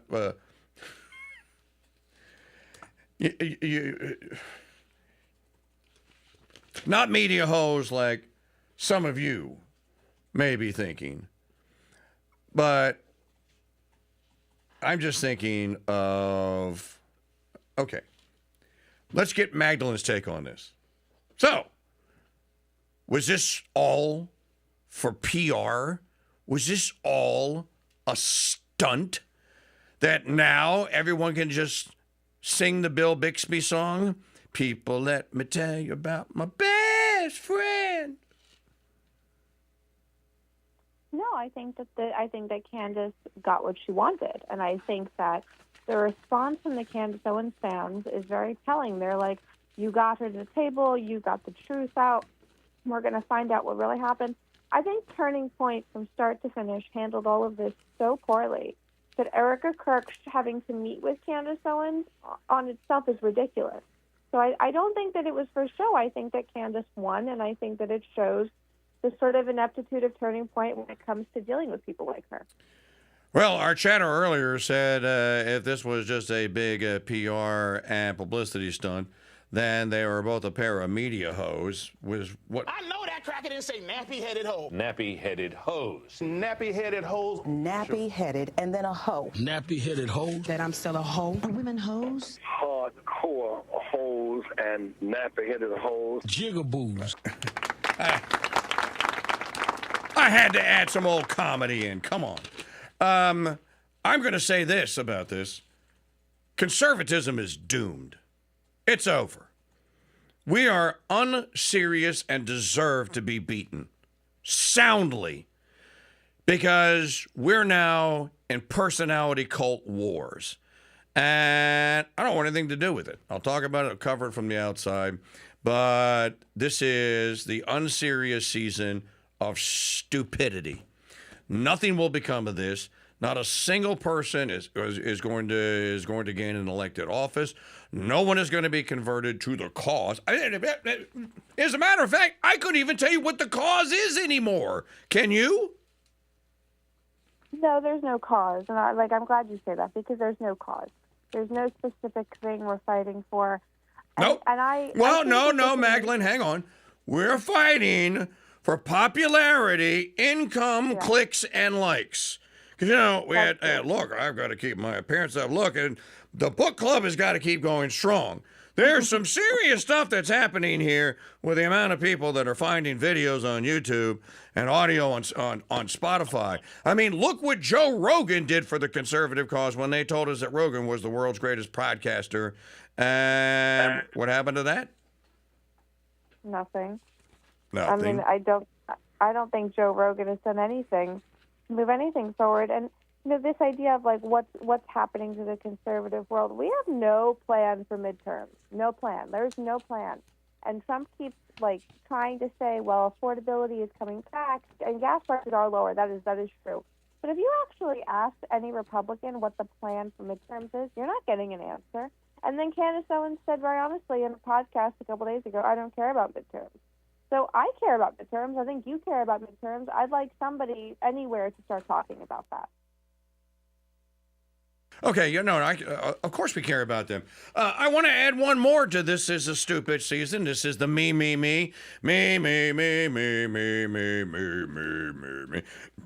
Marjorie Taylor Greene announced yesterday she's engaged to some dude that's a reporter for Real America's Voice. Did you see this? Yes. What timing is that? Now, what are you saying, TKD? I don't know what I'm saying. I have no clue. I don't know. Is this one of the reasons why she had to quit? So do I expect that I'm going to see Marjorie Taylor Greene on One American News with Matt Getz? Or am I going to see her on Real America's Voice coming on after the Steve Bannon War Room show? I don't know. I think the Steve Bannon War Room show is probably better. Steve's been dating that guy for a while, and he's done multiple sit-down interviews with President Trump. I think politics is getting to a point now where the level of grifting has changed. We used to be able to identify a lot of the grifting because it was shameless, but now we're operating at a point where the grifting is so part of the whole political process on the right. I don't like when I feel like there's less grifting on a political level going on the Democrat side. It's very uncomfortable. No, and in true Republican free market capitalism style, we are becoming really, really good and proficient, and I think profitable at grifting.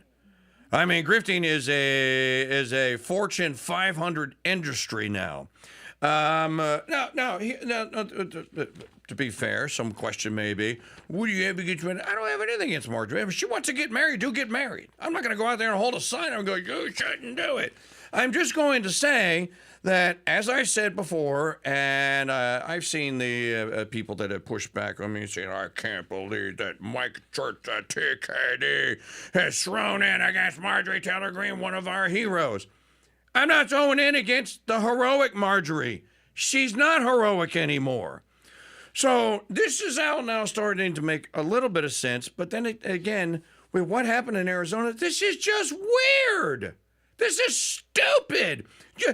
Look, 2 days ago, Magda, you won't know who this is. Maggie might. Maggie, do you know who Anthony Geary was? Magdalene, any clue who Anthony Geary was? No. Okay, so you can probably find a song somewhere. In the 1980s, there was for a very brief time, there was a resurgence of soap operas. They became popular. They became popular because was it General Hospital or All My Children had a pair of young characters that were introduced, and they went by the name Luke and Laura. Christopher Cross wrote a song. It was the #1 hit single about Luke and Laura. Anthony. I've heard of that. Okay, yes. Anthony Geary played Luke. And Janine, oh God, did she marry Jonathan Frakes? I think she did. Who's Jonathan Frakes' wife? She played Laura. And by the way, I love Jonathan Frakes. I don't want to say anything about Jonathan Frakes. Lieutenant Commander Riker on Star Trek The Next Generation. My point is that this, was it All My Children? Maggie, I see you typing furiously over there. It was General Hospital. The Republican Party and the conservative movement isn't even a good version of Luke and Laura. Candace and Erica are a horrible version of Luke and Laura. At least I got a Christopher Cross song out of Luke and Laura. What do I get out of this? What is anyone going to get out of this? Clicks, Nothing. likes, grift, dollars, and adulation. Oh, but this shit, and pick a side. You know, some of you people have the unmitigated gall to go into the chat room on Signal that bears my name and accuse me constantly of bread and circuses because I said something about an LSU or a Saints football game. And some of you are the staunchest and biggest promoters and defenders of one Candace Owens. She's doing it. She's doing what? Look, I am all for, dude, if you want to watch, I don't tell anyone what to do. I think that we're in a serious situation. I think there are battles that need to be fought. And I think that men with intellectual weapons in the first instance, and then if it turns to other weapons, well, other weapons are going to have to wage them. And I think that this is a bunch of unserious, stupid nonsense. Complete and total media circus. And as I said, at least out of Luke and Laura, I got a Christopher Cross song. What are you going to get out of the end of this? Well, you might get the end of Turning Point USA. Oh, yeah, because you did. Well, President Trump gave them credit for winning the 2024 election. We're not serious people. We don't have serious actors. We have unserious people who are only in it for me. And I just wonder, how do you even fashion, as you said, what's the goal? Give me an initiative. Is there even an initiative? Well, you know, our first thing ought to be, you're basically down now to every man for himself. Like the John Crist clip that I played earlier, Magdalene, where he went like, okay, I'm going to burst everyone's bubble. I was at Tucker Carlson's party. All the people that are supposedly at war were there hanging out with one another, and they all looked happy and together. And it happens all the time.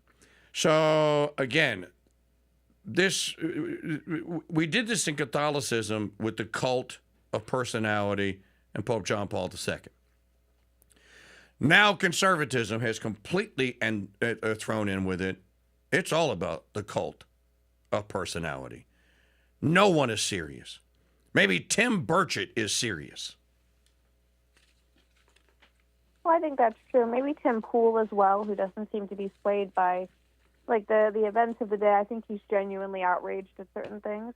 But in general, this is a mess. This is a mess, this conservative movement, the world. I mean, remember when they said the big tent things and we all got hate for saying, well, maybe we need to have some standards for the big tent. Maybe we have to have credentials for becoming major leaders within it. And people were like, that's exclusionary. It wasn't exclusionary. It was an effort to protect us from grifting madness. And I just don't understand the lack of concern. I think a lot of people in the Trump White House genuinely believe that we've defeated the left and that everything is fine. Everything is not fine. The left has not been defeated. The left-wing violence is at an all-time high.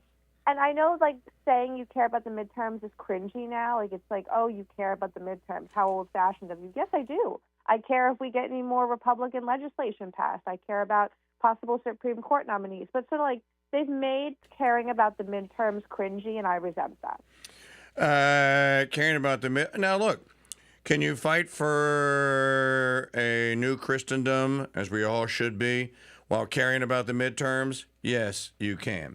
Midterms can help to mitigate some damage that could potentially come out of a midterm going to where I shudder the thought that Hakeem Jeffries is Speaker of the House and Cory Booker is the majority leader in the Senate. Oh, heaven forfend. So, yeah, I do think it absolutely can get worse. And people, if you have children, what is wrong with you? Why do you want it to get worse? No, I don't think these people are going to, quote, save us, close quote. I don't think that. But I'd like to stay alive while the rest of us figure out how to save us. Does that make sense, Magdalene? Yes, definitely. Okay, well, how come it doesn't make sense to anyone else? I don't know. I mean, I feel like we're being told that we're, like, cringy and we're not. I don't like the fact that suddenly if I don't believe every far-fetched conspiracy theory or if I think anything is truthful ever from the government, that I'm, like, naive. Like, sometimes things just happen and we see them happen and it's okay. But the sort of monetization of disbelief in the government is the core of what's happened here. After COVID, people didn't want to believe government narrative. Totally understand that. I didn't either. But we've gotten to a place where if you do, then, like, you shouldn't be trusted because you're not asking enough questions. Okay, so Roger has a piece today on Substack, How Left Identity Politics Created Right Radicals. And then he says to his credit, he quotes an essay that he wrote for the Free Press, which I'm not going to quote. And then he quotes a woman who wrote an essay that I read this morning by beginning from collectivist and thus invariably racialist rather than individualistic assumptions. Her name is Stephanie Slade. You can find the essay at reasonmagazine.com. The far right is powered by left-wing illiberalism and hypocrisy. Okay, but what is the far left powered by? Our imbecility. Our stupidity. There's a scene in the movie Aliens where Sigourney Weaver tells Paul Reiser, she goes something, when we get back to Earth, Burke, I'm going to nail you to the wall. I'm going to nail you to the wall. And this is over because he's trying to smuggle an alien critter back on the on the Sulaco. And at the end of this thing, she tells, Paul Reiser says something smart over to her, and she goes, and I can't say the word, but I'll do the best I can. She goes, well, look at the aliens. At least you don't see them each over for a percentage. True. The aliens, like the Muslims, like the leftards, wanted to win and do something. All we want to do is win beauty pageants. Ooh, look, I got an award because I had the most clicks in a year. Look at me. Oh, great. The Republic is saved. Thank you. Well, it's very, very frustrating. And Trump, I mean, I think that Trump is by himself doing a good job, and that's great. But I just don't see any effort to do anything else. You know, we're not doing great in Republican governor numbers. And if you remember, we've always done great with the amount of Republican governors. It's been a very the Republican Governors Association is very powerful, I think well run. In recent years, those numbers have been dipping, and we've not been doing well, and we've lost some seats in New England. It's not been a good season for that. There's no focus on that. Nothing is happening. And I just feel like, again, we're being told that if we don't believe every conspiracy theory, if we don't operate in the everything is true and nothing is true realm, then we're not, like, viable for politics. And although I care about what Matt Walsh says, I don't care more about it than the midterm. And this making the midterms cringy is a toxic thing. Well, to elevate Walsh as some sort of an intellectual oracle, who did that? And based on what? Basically, I used to have a sweeper that used to run here. Hold on, let me see. I might still have it. What is your hang up with Matt Walsh? I don't have it anymore. Basically, Mike Zion said, if you want to find out what Matt Walsh is going to talk about in 6 weeks, listen to today's Mike Church show. I'm going to extend that out to 6 months now. Pretty much, and I can fill in the blanks here. Again, these are times that I think call for some serious thinking and thought, and some serious action. When I was interviewing John Sharp the other day, Commander Sharp kept telling me, kept using this word over and over again. Mike, where's the action? Where's the action? Where's the action? And, here's the action Catholics took to advance, allegedly, the Catholic cause from 2003 to 2013. You know what they did? They got John Sharp canceled. They didn't save any babies. The faith wasn't restored. No universities were built. I don't remember any Catholic intellectual rising as the cream of as a spokesman, but boy howdy, they made sure that guy that was just war theory and was against the neocons, John Sharp, got drummed out of the Navy and then got kicked out of every tratty Catholic circle in the United States. Good job. You guys rock. You're so flippin' awesome. This is basically what is happening today. You mentioned it. You said Trump is doing a pretty good job. I think that he is. The man doesn't sleep. There are some things that the executives can do. Again, I want to be alive to fight the other fight. I think Trump is helping to do that. Is he accomplishing everything he said he was going to, etc.? No, of course not. No man could. But to what end? To what end? Here, let's go over something else. Ella Cook. Did you know of Ella Cook? You're a young conservative. You run in those circles. Did you know who Ella Cook was last Friday? No. Okay. Well, in Alabama, they did. Katie Britt knew her. Tommy Tuberville knew her. Kay Ivey knew her, the head of the Alabama Republican Party. The people in Birmingham and young Republican circles. She was the vice president of the Brown University Young Republican Club. How do we know that Ella Cook wasn't the target of the lunatic at Brown? Mark Halperin is saying today that he has it on authority that her parents were told that she was the target of the hit and that the rest of the people were collateral damage. Well, it's interesting, actually, now I think about it. Yesterday I was talking to Chris Reed, whose show you've been on, and he's from that area. He's in the Alabama world, and he does know her parents. He does know that system. So it's interesting that she was such a sort of quiet political figure that now that I'm thinking about it, I do know somebody who knows her.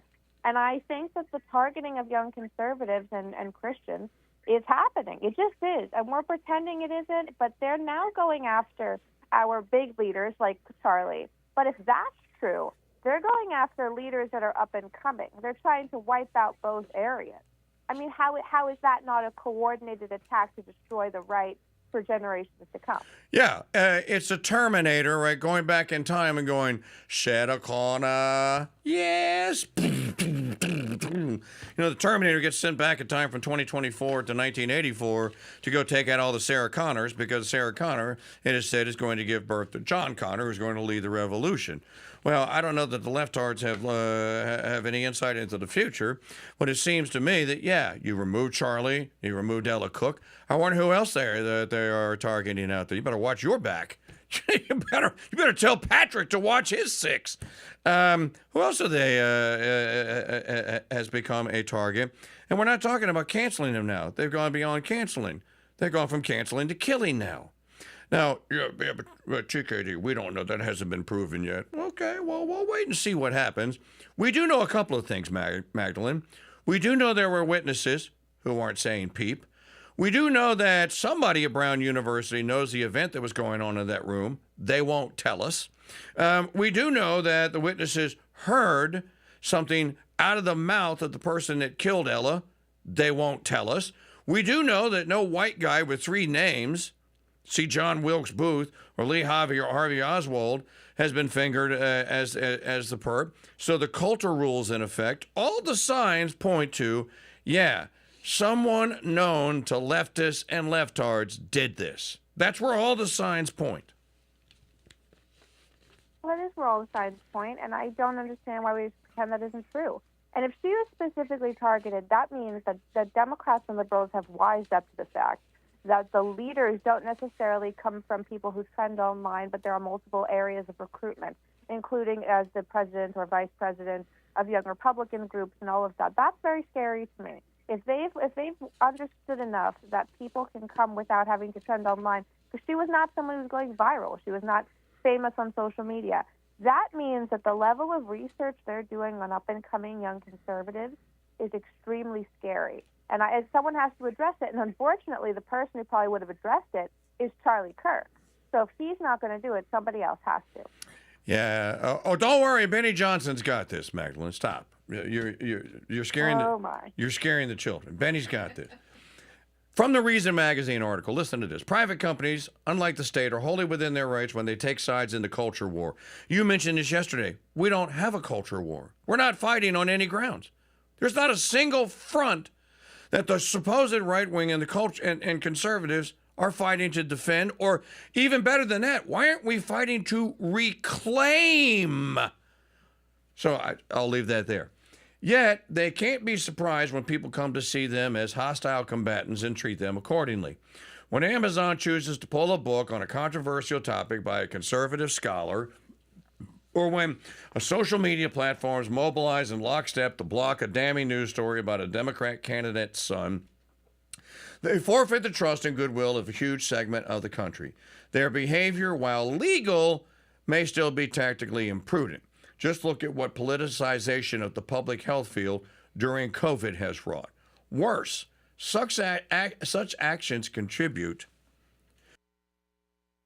to the perception that every aspect of this, to what you said earlier, that every aspect of life needs to be viewed through a friend versus enemy lens.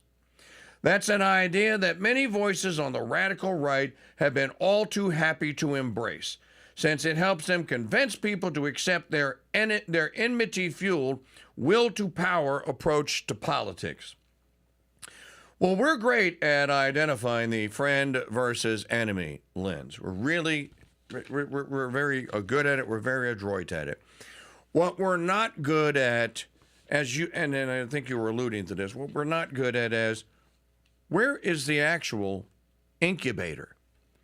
You know, the young people today are told you need to grow up and be a good little neocon, put your Benjamin Netanyahu disguise on, and go to Turning Point USA and go to the Shabbat dinner. What's it called? What's the dinner that Eric Kirk said that they're hosting? And I'm going like, are you hosting any Advent events at TP? A Shabbat dinner. So where is the culture being developed? Where the young people are supposed to go. The only place that young people have to go is Mike Rowe, it seems. The only place the young people have to go, if they can find one, is a traditional Latin Mass. These are both good things. Is that enough for the future? And is that enough to defeat the evil that so desperately wants power and wants to take the field back, Magdalene? Well, I don't think there's a focus on the real culture of things. And you mentioned the dinner that Erica Kirk is doing. I think she's trying to calm tensions because Nick Fuentes and Tucker Carlson have taken a very different view of Israel. But again, I mean, I know this, we're not supposed to say this. This is not the most important issue in the conservative world. Israel is not the most important issue. That war is winding down. Trump has brought peace to a lot of areas. I don't understand why this has to be the biggest war. Do you know what I read recently? Do you know that in Ukraine, Putin has hired members of Kim Jong-un's military to do landmine clearing all throughout, taking over areas in Ukraine, and so he doesn't have to send Russian soldiers there, and it's one of the main things holding up the getting of peace in that area because he has people doing it. That is an issue. I'm kind of like, I'm tired of hearing about how we're the only issue. No, clearing landmines in Ukraine is not an issue, Magdalene. You know what else happened? Zelensky used a underwater submersible drone to attack a Russian submarine the other day. Did you see that? Yeah. Yeah. Yeah, that's not an issue. Come on, we it's a problem. find out what Turning Point USA is holding back. We must find out where are those UAPs at that they've been hiding. Actually, that movie that is out. I forget the name of it. It's a new UFO or ET movie or whatever. I know two people whose opinions that I respect very, very much, who have seen it and said that advise people that follow them that they should see it. The name will come to me in a moment. And in any event, what do you think now? Okay, so Turning Point USA now, Friday, is probably going to be headlined and keynoted by Candace Owens. I don't think that's going to happen. Do you mean like she'll be the topic of the discussion? Wasn't I know on the early versions of the event when we were looking at it, she was listed as a speaker. Oh, well, I can't imagine that still happening. I think that the ill will towards her, just by the guys who do the rotating Charlie Kirk show hosting, I can't imagine. If Erica does that, it makes it very hard for anyone to believe anything that goes on anymore. And I think that would be a massive mistake. You want to make peace with her. I wouldn't, but go ahead. But to put her back in that after she's really gone after like Kirk's assistant, Mikey McCoy, I just think that that's in poor taste. Well, you might find out today because all is going to be revealed on the most anticipated the most anticipated episode of General Hospital on YouTube ever today. The Candace Owens shows. I'm being facetious. Yeah. I can't wait, and I'm sure it's going to start with. Here's my prediction for this. It's going to be more about the forces that kept her and Erica apart than Erica in some ways. She's going to find some mythological scapegoat that kept her and Erica from talking, and they really didn't have any issues. I don't know. I think the mocking of Erica was an issue. I don't really think that's a mistake.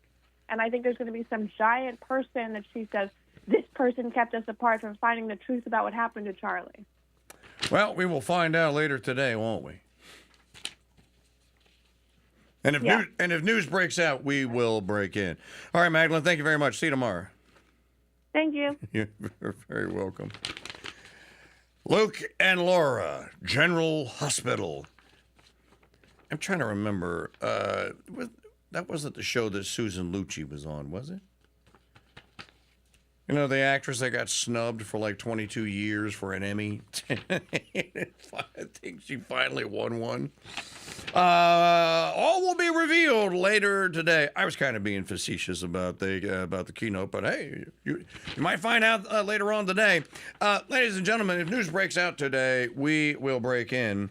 Also, remember that Crusade Radio Guild has a $10,000 goal for this month. I think we've raised $360 and $406 thanks to one contributor today. Thank you. So, that's okay. When you turn the radio on January, then whatever, 2026, and static comes out, then we'll all know why. So, give generously. It's Advent. It's a season of giving. You can be charitable. We accept charity. Otherwise, we don't get paid. CrusadeChannel.com/donate. And I'm not in on the grift, and I don't have sponsors that are throwing money at me. Certainly not Israelis. CrusadeChannel.com are multi-million-dollar Catholics. Crusade, maybe we find one. CrusadeChannel.com/donate. Shop in the Founders Trade and Post store. Still got great gift sets. Emails going out later this morning. Fantastic deal on stocking stuffers from Cooking with the King Dude. Look for that in your email box. Shop with us today. Another way to support us and keep us alive and well. And thank you very much. Shop.mikechurch.com. And then you can give the gift of the Crusade Channel by giving a $20 or $50 gift card membership. Just a gift membership to the Founders Pass. $20 gets you your friend or family member or enemy 3 months. $50 gets them a whole year. The whole thing transacts by email. There's no screwing it up. The code works. The links work. Just send it. All you need is $20, an email address, and a name, first and last. And you can give the gift to the Crusade Channel. And maybe we have to do less fundraising next year because we so expanded the listening audience. So, crusadechannel.com/card, or just go to the homepage. And the gift cards for the Founders Trading Post store. All of you, every single one of you, is going to give gifts to people, and many of you are going to go buy gift cards. You're going to get grocery store gift cards. You're going to get Amazon gift cards. You're going to all manner of gift cards. Coffee is pretty much something like 2/3 of Americans drink. I think you're pretty safe in giving a $20 Founders Trading Post gift card to someone and saying, hey, they have great gourmet coffees there. Well, now they're introduced to the Trading Post, Capuchin Holy Roast, Abbey Roast, and all the other great coffees. It's easy. Do people you know not eat? Am I the only one that has friends that eat? You could give them a bottle of this, Acadiana steak seasoning, or a gift card to get one. You could give them a bottle of this, Chicken Mamu seasoning, or a gift card to get one. You could give them a bottle of this, Beast and Butt Rub from Cooking with the King Dude, or a gift card to purchase it. So drinking coffee, cooking, and eating, I think we have 100% of the American population covered. We should have sold 500 gift cards so far, just for those two items. And we've sold one north of 0.0. Well, don't worry. I'm sure Matt Walsh has you covered too. All right. We will see y'all later. If news breaks out today, we will break in here on the only live talk radio station that is even attempted to keep you people up to date every day of the week as we do here. God bless you on this Tuesday, the feast of St. Eusebius and St. Alice. Oh, she went by another name. Abednego and his two brothers as well.